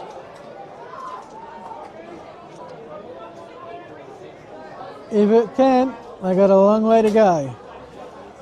42 points down, the ball down Plympton's end. Giudresco deemed not to have opportunity.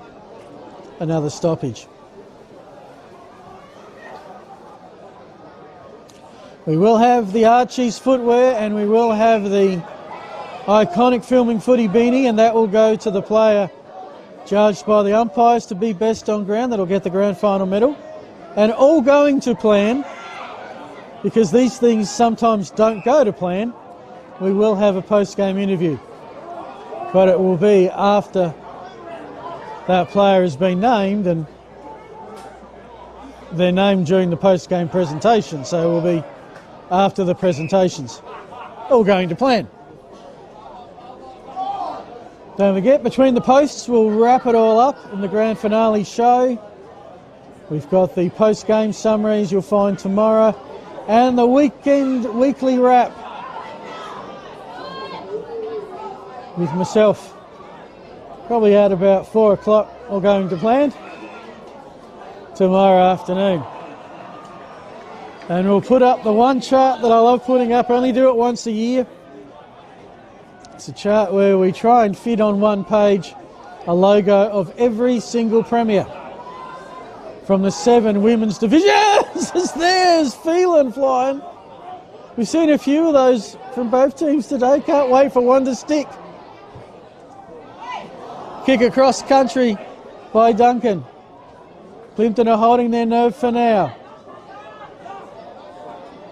Duncan stopping Rankin Hooper from getting away, and Rankin Hooper, well, has got, no, it's going to be the other way. Duncan taken high. Almost 24 gone. Centering ball. Zach Elliott. Not sure Zach Elliott was the man you want to kick to get a goal. He's played 28 games and hasn't scored one just yet. Noah Sims. Plympton are holding the Cats out, too far out to score. Sims will just launch into one. And there was, yeah, that's a bit disappointing. A bit too easy for the Plympton defence. Taylor Ryan says, I'm going long.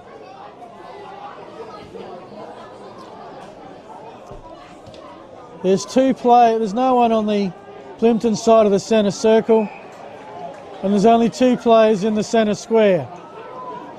Now they head in that direction.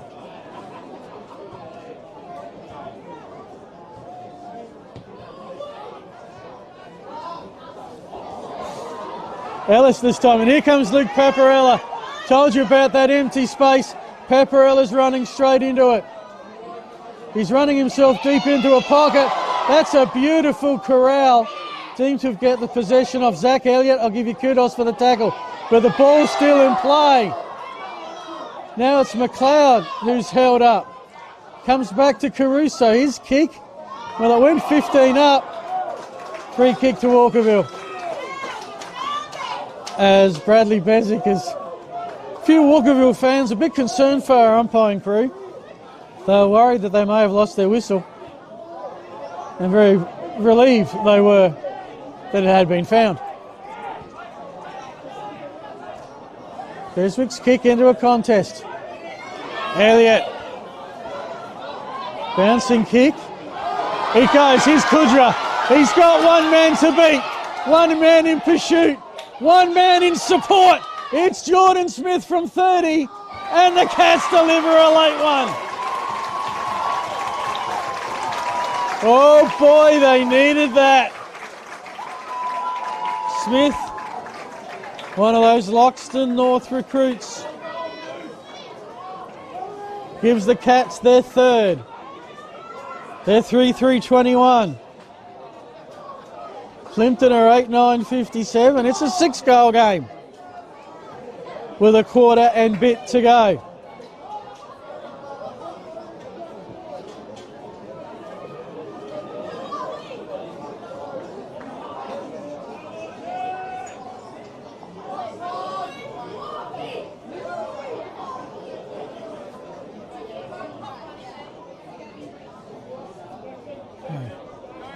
Back in the middle. Sells the tap. Kudra was important in that last one. And the siren will beat him. Well, is that the spark that gives Walkerville the faintest of faint hopes? It is a 36-point margin. with a quarter to go. You're with Barnaby on camera, Phil on commentary. We will take a break and bring you the last quarter of the season for these two sides. You're watching the Adelaide Footy League, thanks to Filming Footy.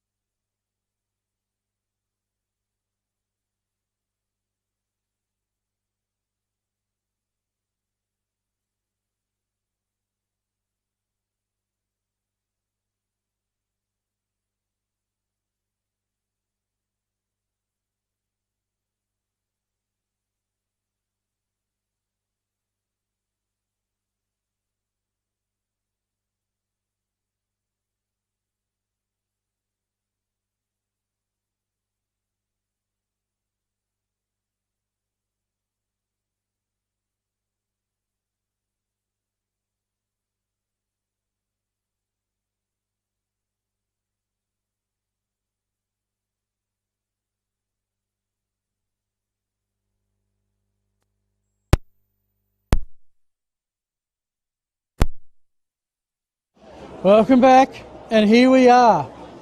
After months of training, 18 minor rounds, 4 weeks of finals, just one quarter remains.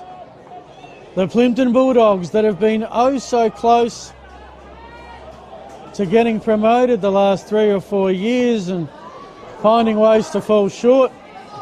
They've got their promotion and they are 25, 28 minutes away from their premiership. Walkerville need a 5-goal-0 miracle to tie it. Let's see who's got anything left in their legs after the season. The final quarter is underway. Plympton with the first clearance. Paparella had it, lost it, taken high. Free kick. We've got a few grand finals that are all but sorted. Port District lead Golden Grove by 39 points, 9-7 to 3-4.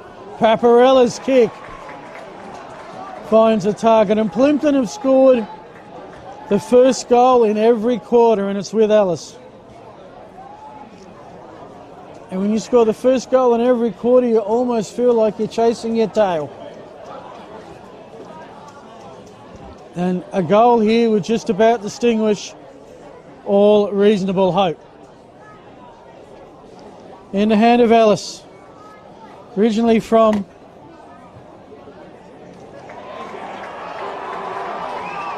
Wanunga and Achunga, and he has goaled a big recruit into the side this year. And I reckon that's all she wrote. Not sure if Jamie Morgan's listening. I suspect he's not, but just make sure you've got that extra keg handy for the boys tonight. 9-9. That's 63. Walkerville 3-3. It's a 42-point lead. Other scores. Tea Tree Gully lead Athelston. This is the second biggest margin. Tea Tree Gully 13-8, 86. Athelston 6-4, 40. Division 3, 20-point lead to Westminster at half-time. A 2-point lead at three-quarter time. That's one of the close ones. The Dragons 6-5, 41. Only Mercedes 6-3, 39. As Plympton go forward again. It's with Davis. Davis waits. Here comes your lead.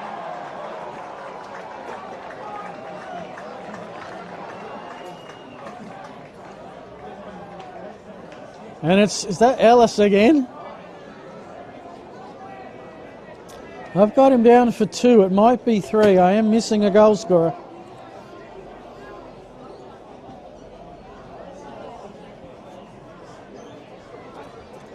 Straight in front. 30 metres out. Plympton looking to kick 2 goals within the first 3 minutes of this final quarter.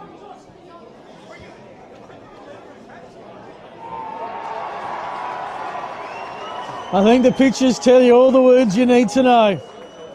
Ellis's goal, Plympton have their 10th, and the margin is now 48 points.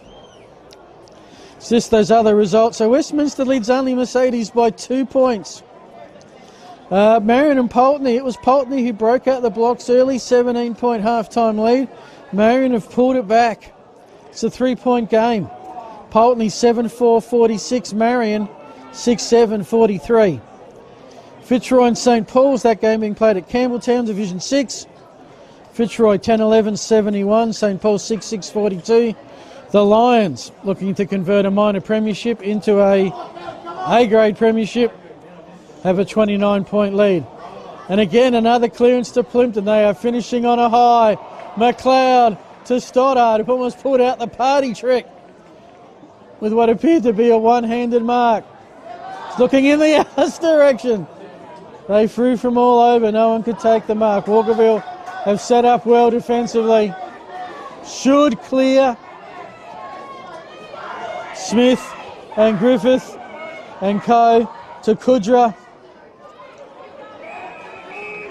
To Dixon, who's tackled out of bounds by Bailey.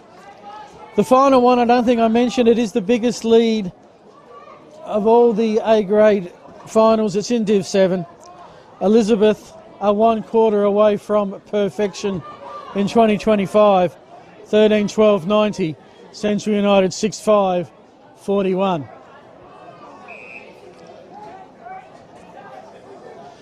Do want to thank the sponsors that have helped our broadcast this year. Filming Footy, of course. What a day for them. Grand finals here, there, everywhere, and we're at them all. Also Dartfish and Archie's. We've got the beanie and the footwear ready to go for the medalist. Classic Clashes, custom by ORTC, Hi-5 e-bikes, Kimberley Resorts. Could do with a couple of days at the Kimberley Resorts right now, I reckon. Been a big season. And the Kirin Gyoketsu scoreboard. Adelaide Footy League, they've got their own stable to recognise, including, of course, 9 News. Tom Wren and his Thursday night visits. Police Credit Union, sponsors of Division 4, along with the other division sponsors, BTAR Excavation, 9 News, 5AA, Villy's Bakery, and other sponsors like West End and Sharon, and apologise if I've Born to Build. They've been massive as well. Lockie Stoddard from outside 50, compensated accuracy for distance. He's missed, no one cares. 10-10-70, 3-3-21, margin 49 points. 6 minutes gone.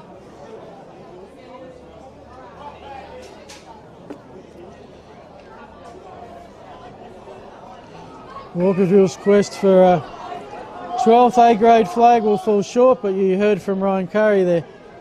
Bringing in the women's next year, that'll be fantastic. Already a stellar junior club. And they look forward to returning to Div 3 next year, as will Plympton.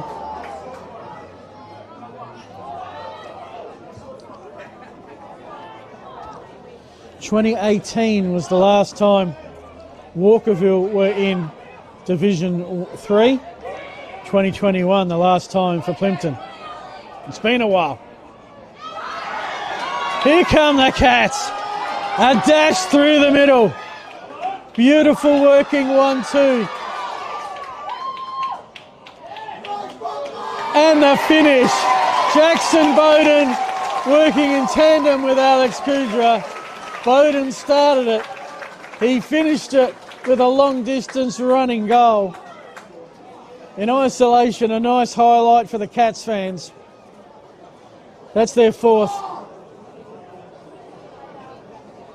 Bowden's first for the day. Walkerville, 4-3-27, Plympton 10-10-70. Jackson Bowden, a recruit from Millicent. And he has had an interesting year with Walkerville. He's played all 4 grades. 1 in the C7s, 1 in the C4s, 2 in the Bs, and this is his 4th A-grade game after playing 7 games in the Millicent reserves last year. That's a lot of new teammates to get used to.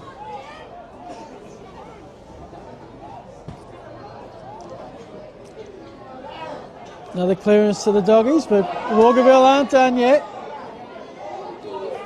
Hand pass comes to Gerke. Hanging on is the call. Kudra could not believe it. He was off, and instead Brodie McLeod with the football. Spots up Page. I think Plympton are going to just take their time with this.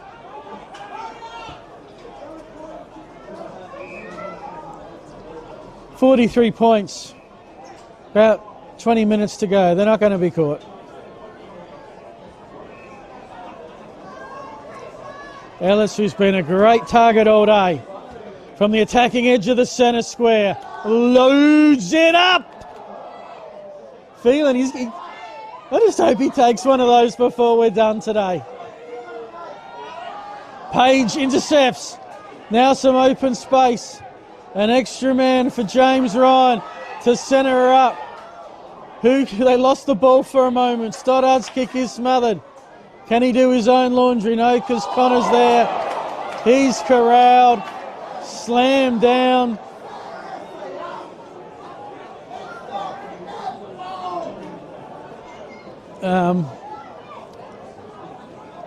Well, Walkerville fans, they had their highlight early with the Bees getting up.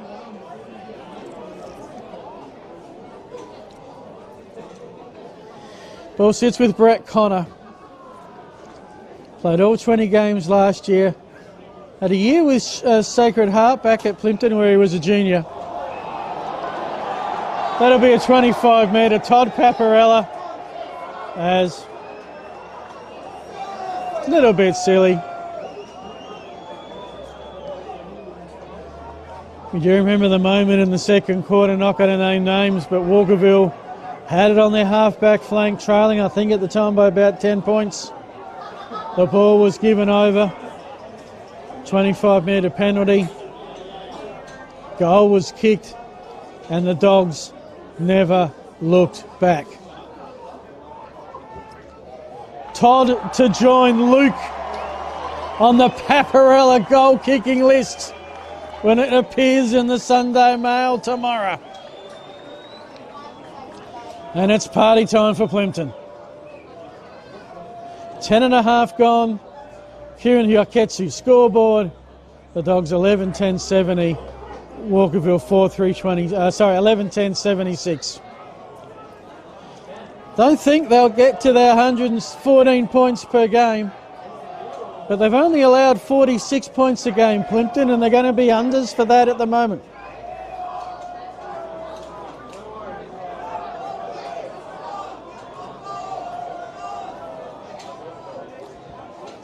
The C graders for Plympton have decided they're going to become a cheer squad. Unite in the kick him off chant. Well, there he goes. Connor got a bump for his trouble. Plympton are just playing with it now. Nelson, how open is this?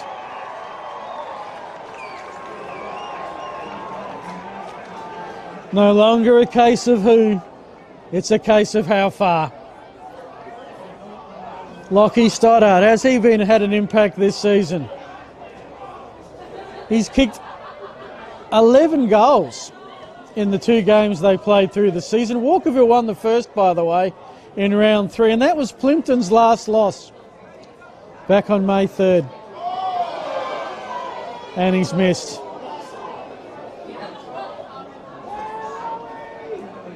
He'll be disappointed. But there's a bit of a consolation prize coming up in a premiership medal. 11-11, 77 to 4-3-27, game high, 50-point margin. The kick out, straight to Luke Paparella. Couldn't believe his luck, but he was corralled. It's going to be a throw-in. Oh, no, it's not? Okay. Hang on. It is Walkerville ball. You got to go back over your mark.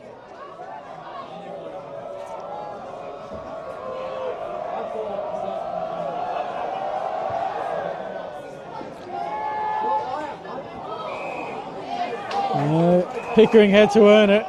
Walkerville want to play, and umpire says, no, come back.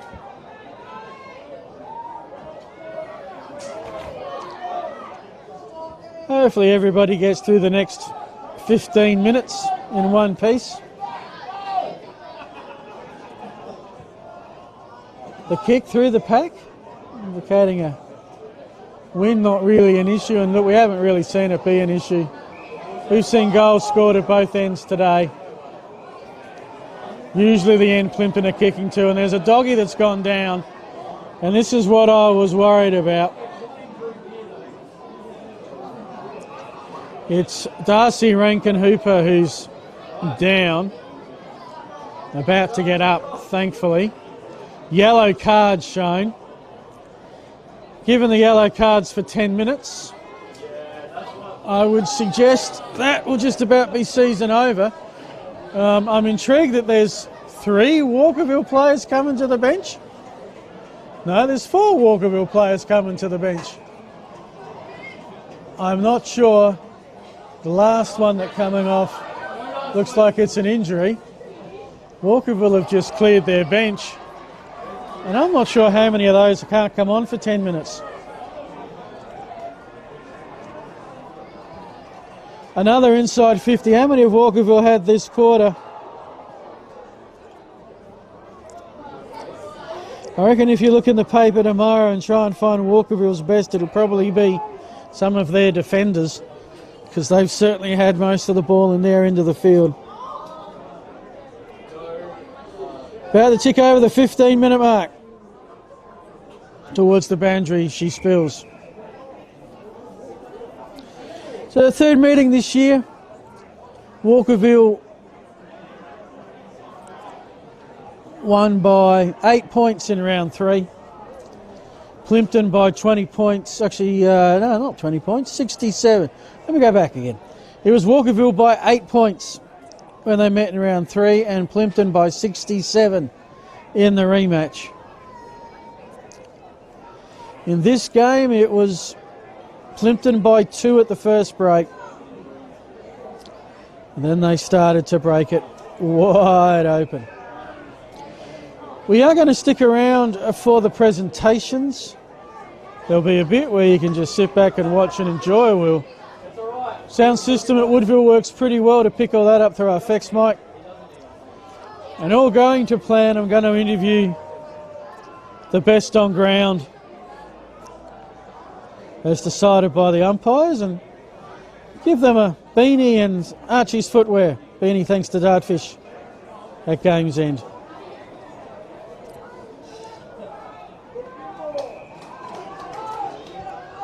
Walkerville with the ball. They've got a chance here because it's got past Bailey, who's been almost impassable all day, but it looks like it was touched because it's going to be a throw in.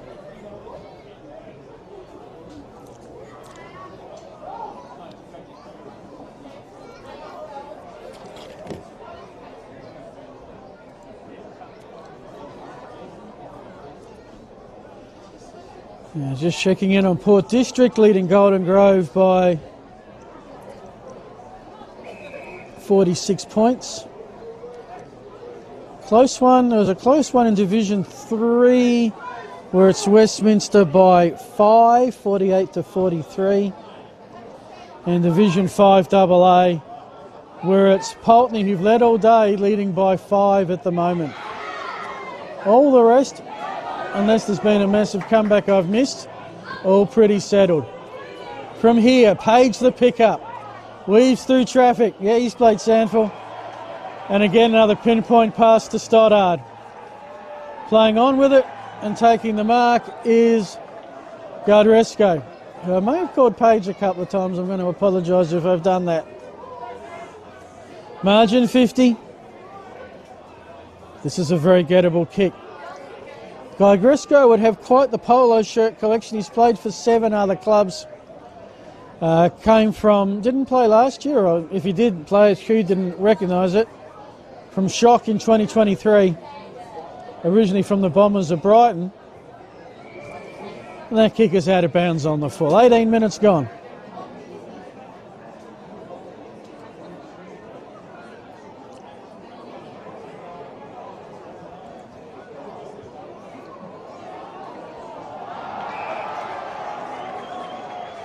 Turnover.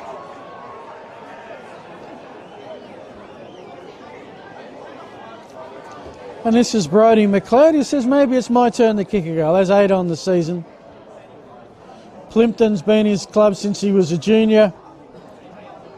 Did play 18s in reserves for the Tigers. Maybe he'll go and watch them in the Sandford GF tomorrow.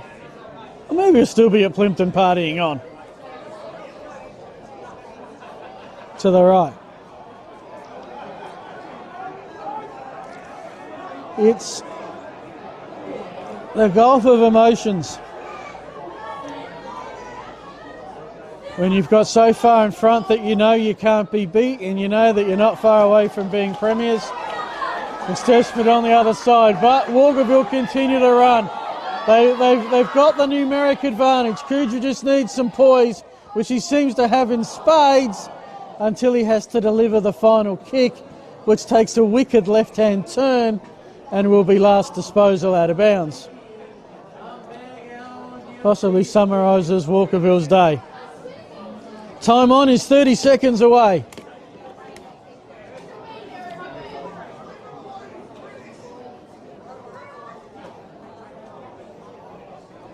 Page in no hurry whatsoever. Spots up Brett Connor. Comes back with Walkerville to Sims. They've linked it through some hands at the edge of 50. leads out in front and clunked. That's one thing we haven't seen much from Walkerville today, and that is the mark inside 50, especially compared with Plympton, who just seem to have had no end of marking targets. So Griffith has not kicked a goal this season. He has now. So well done, Joel Griffith. Joined the club in 2023. In fact, I need to correct that. He has not kicked a goal this season.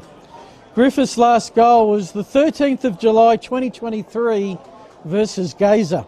It's been a while. The junior from North Gambia. So 5 goals have given Walkerville fans some highlights, and of course, if you didn't know, the Bees got up. Plympton won the Seas by 23 over Smosh West Lakes, and Walkerville got revenge over Plympton last year's Bees loss, winning the Rezzies by 28 points. So there will be a premiership to celebrate at the Cattery tonight. And if you can, regardless of whether you're a Walkerville or Plympton fan, regardless of whether you're on the right or wrong side, get down to the club tonight and support them as best you can. 21 and a half minutes gone. I'm glad that the late hits has sort of been taken out of it. I think the yellow card took care of that. Walkerville not quite done yet. Allen on to Griffith. Wheels around. He's got an open man. It's Jackson Bowden. It's a little late, but it's an impressive piece of forward play.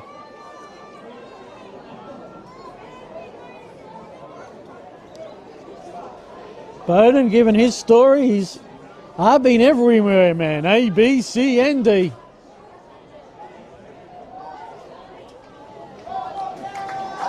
And he's got 2.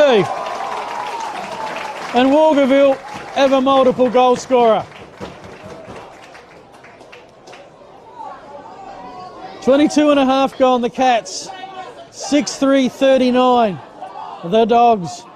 11-12-78. So everything Walkerville's done, Plympton's been twice as good. A reminder on the sponsors, one last time for 2025. They'll coverage today through the season, through the Adelaide Footy League and through a lot of country community leagues in this state. Brought to you by Filming Footy. Walkerville suddenly have got a run. They've kicked the last 2.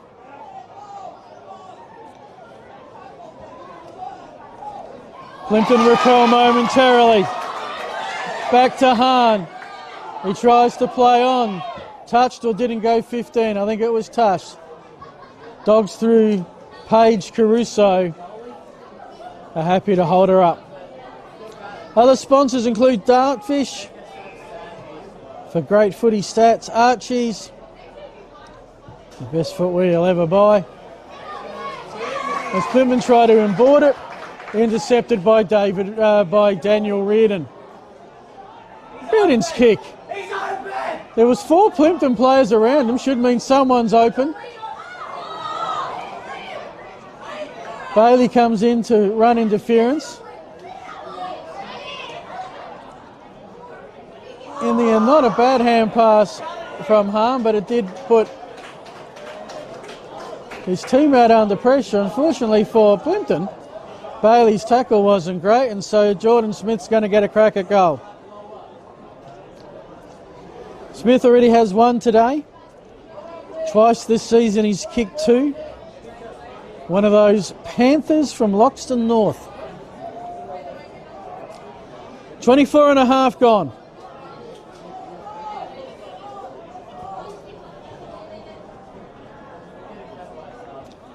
Kickers are right to the left. That side breeze, which has been the prevailing breeze, took that one away.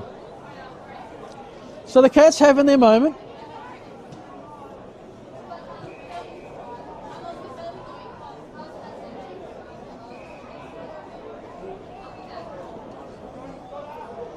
Just going to have a...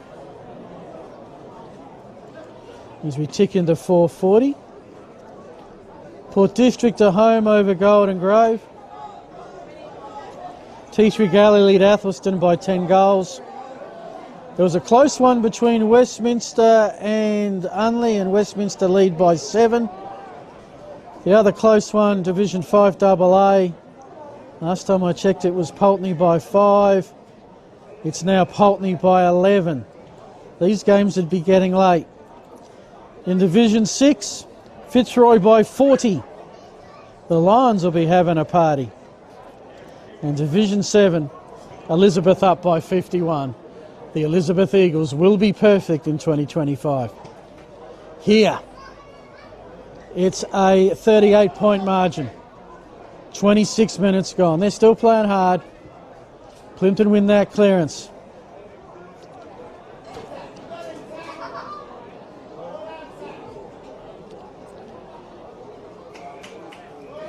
Paparella and Zach Elliott having a little one-on-one battle there. Not sure if Andrew winning. Plympton could say we're in front, so that's a win for us. Walkerville could say, well, you didn't score a goal, that's a win for us. Take your pick. 26 minutes gone and about 25 seconds. Siren a couple of minutes away. The Archies and the Dartfish Beanie will go to the MVP decided by the umpires, and if you're a Bulldogs fan, well, this will be A-grade premiership number 14 across a myriad of different competitions. A club that began in 1937, so just under 90 years old. And they're going to get a late one, I think. Oh, no, they're not. But they're not even going to score. You can see where the ball is. There's a big crowd. That's the Plympton Seas and others waiting to run onto the field and celebrate the premiership, which they'll do right now. The Doggies have done it. 17 wins on the trot. And there's going to be a coronation at the kennel because Plympton are the kings of Division 4 this season. After a tight first quarter, they got rolling late in the second, put it away early in the third, and then kept coasting for the rest of the contest. Walkerville, well, after 8 seasons in Division 4, they get to move on.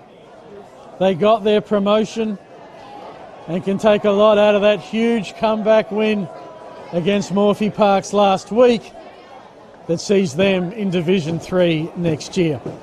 Little misty rain coming. It might be a very short post-game interview. But the final score on the Kieran Hyoketsu scoreboard, Plympton 11-12-78, Walkerville 6-4-40, a 38-point victory to the red and black.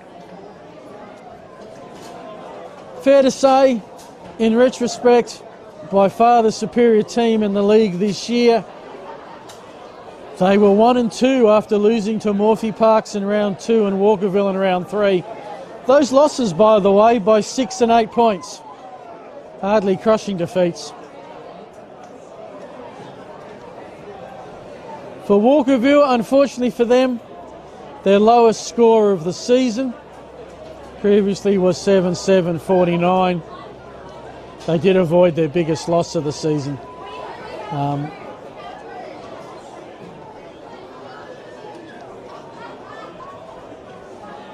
But two very different huddles. I think just about anybody and everybody associated with the Plympton Football Club is either in the middle of Montane Care Oval or making plans right now to get there. Whilst for Walkerville, as is human nature, a slightly smaller group. They are setting up the presentations between the two grandstands. We'll bring those to you shortly. Danielle Roverin, great servant of the Adelaide Footy League, will organise that pretty soon. And when they get going, I'll head down. Just checking to see if we've got any other finals around the league.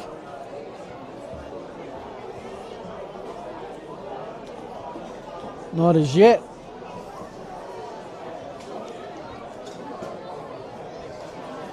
Marion have brought it back to within 5 points in the Division 5 Grand Final.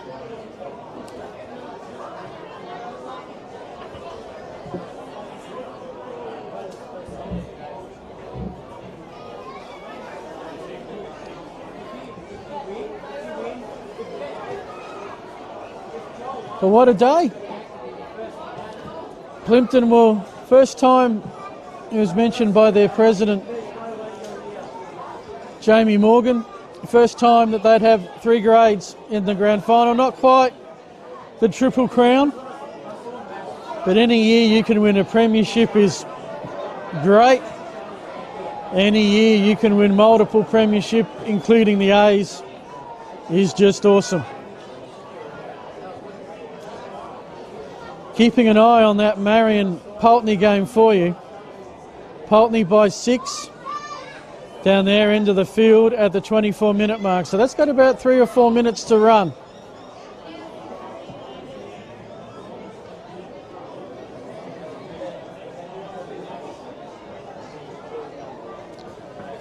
And that one I think is pretty much at Blair Athol Reserve.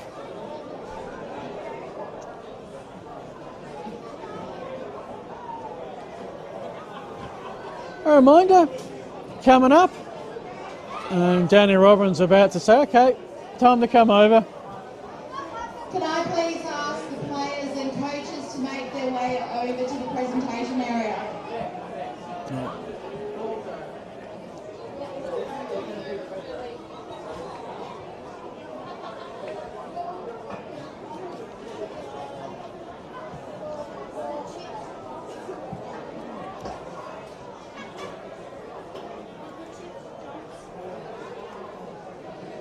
Just to give a little bit of summary of this one, as we've got the rain starting to increase and the brollies popping up.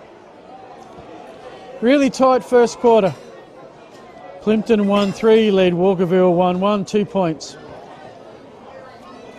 And probably about 15. I'd like to thank Woodville West Torrens Football Club, the home of the Eagles, for taking on the grand finals today.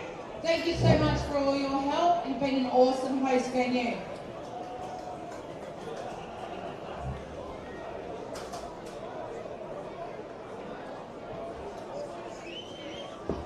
And slowly but surely, it always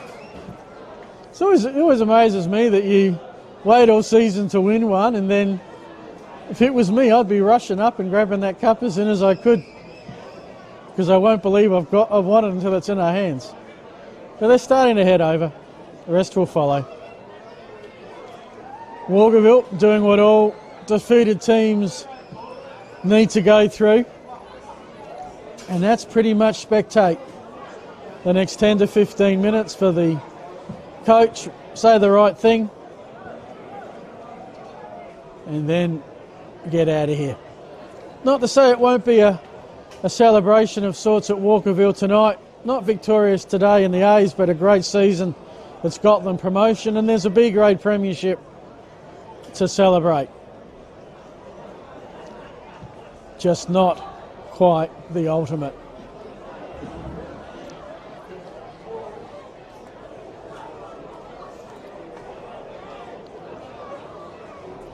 Still going at Blair Athol, Division 5 Grand Final, Pulteney by 6.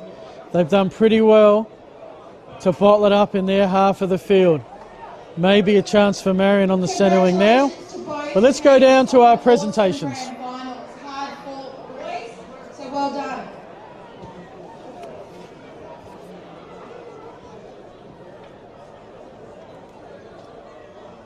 I'd now like to announce the best on ground for this year's grand final. From Plympton, number 17, Brody McLeod.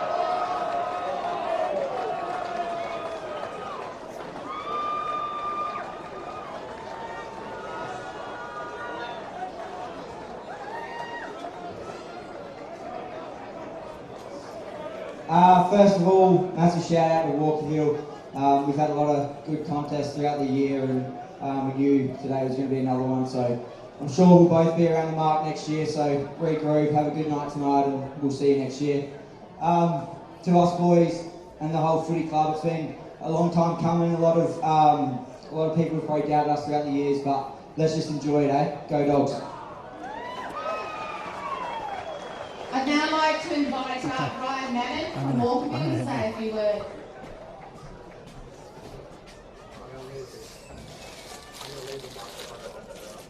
Alright, firstly, when I get, to the entire Plympton Football Club and particularly I'll wait to you if you can.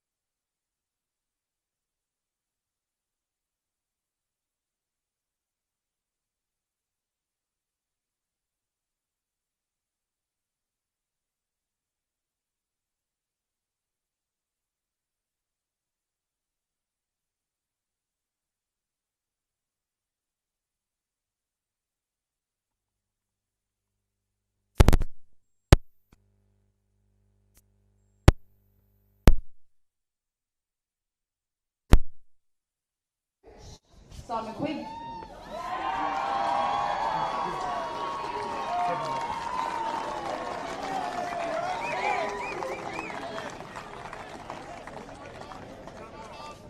Thanks very much. Sorry. To the Adelaide Footy League, great to be a part of it, and thanks for giving us all the opportunity to go out and play footy or be a part of the footy club. It's really important for all of us to have a sense of belonging, so you provide that, so thank you.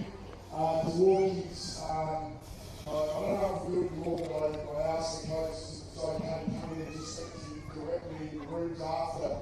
Couldn't help me super impressed with what we saw last week. Fantastic when you could have just laid down, but you stuck to your guns, and there was a little bit of similarity today. Probably why I can't speak. I wasn't happy about the last two goals you got late, fellas, so we'll talk about that later. But thanks very much for the game and the way it was played as well. Also, to this mob, it's great to be a part of this football club.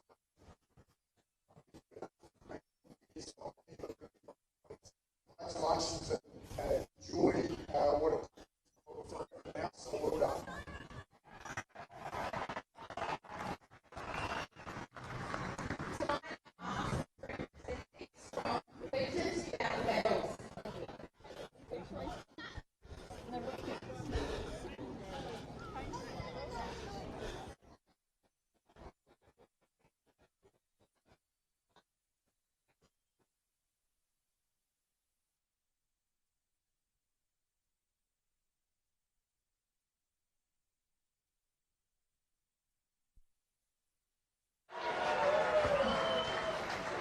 And we'll roll through it, no disrespect, but everyone's got places to be.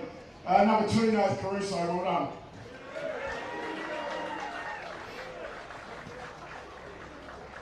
Number 3, Jackson Davis, well done, Jacko.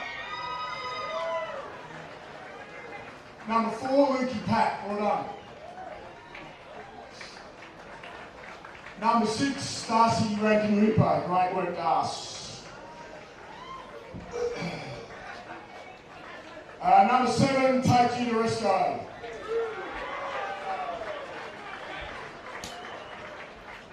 Number 8, Declan Bailey. Number 10, Will Greenshields. Number 12, Jimmy Ryan.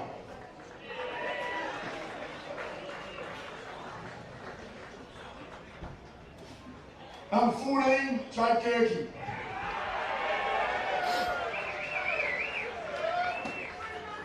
Number 16, Mr. Paparella, Toddy. Number 20, Nate Ellis. Number 21, Aaron Ferrero. Number 22, Lockie Stoddard.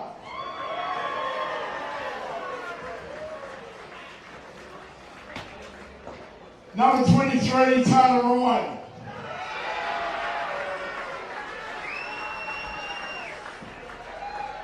Number 24, the Chook, Michael Charles. Number 25, Guy Page.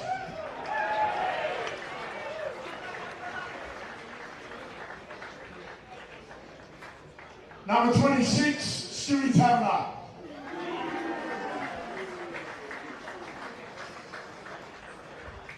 Number 27, Harry Phelan.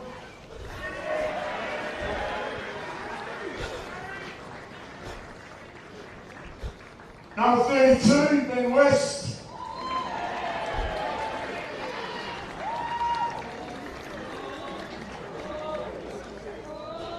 Number 33, who dressed me today, Brett Connor.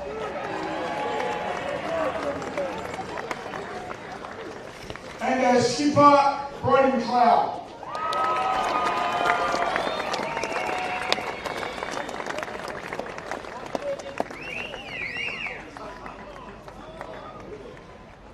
Can I please have the Plympton captain?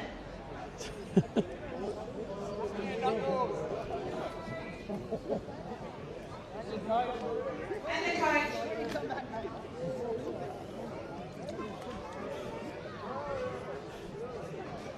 Congratulations, Plympton, on being premiers of the MPED Sport Grand Final. Yes!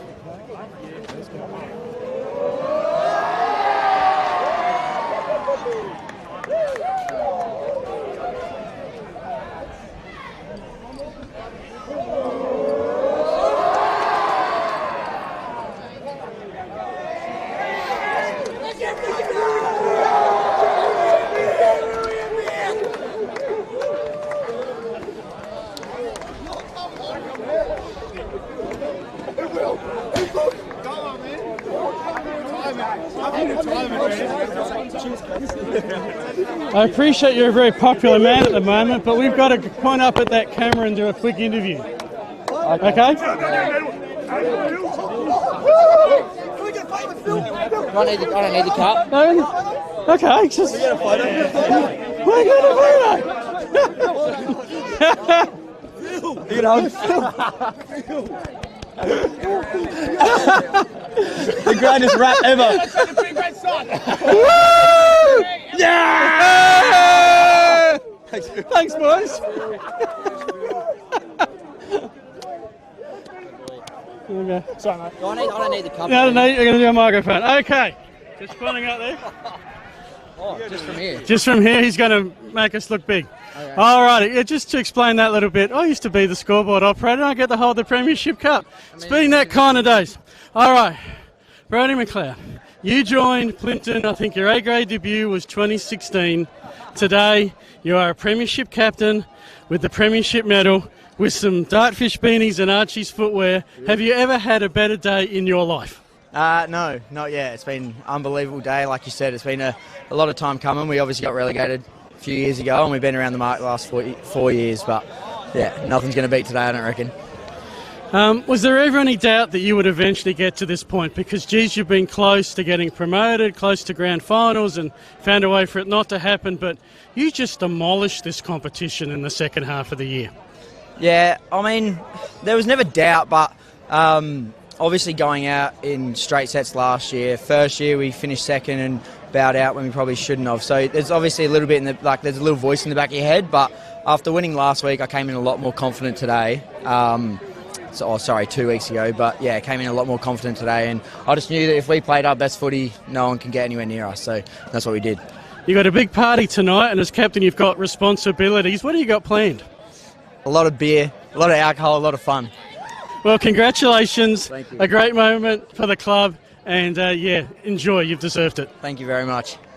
All right, that's almost a wrap here from Montencare Oval. The Bulldogs are kings of Division 4, and with Walkerville, we'll see them in Division 3 next year. I'm Phil Hurd on behalf of Barnaby on camera and all the Filming Footy family. That's a sign-off from Montencare Oval. Thanks, mate. Have a good night. Okay, no, you need more. I need more than that. What else you get? Oh, I got to take a photo, put the hat on. I'm just throwing him on the deck. It's in a late footwear.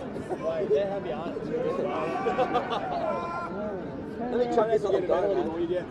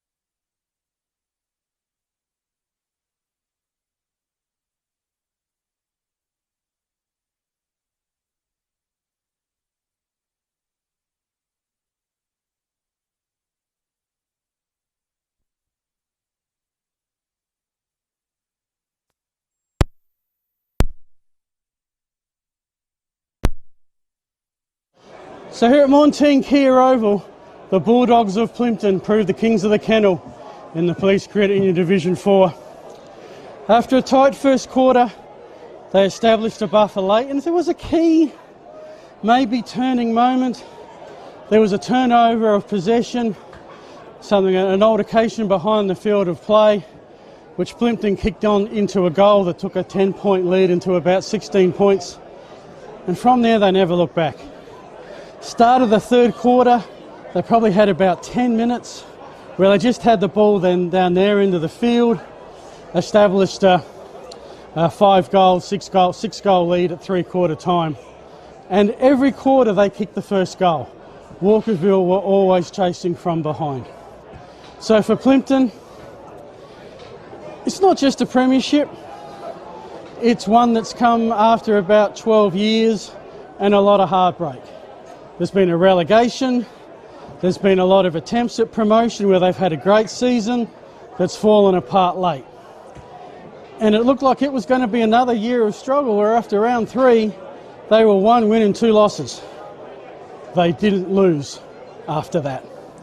18 wins on the trot against a Walkerville team today that had moments, but they were rare and not enough. In retrospect, you might say they had their grand final last week, their big comeback against Morphy Parks that sees them with Plympton in Division 3 next year.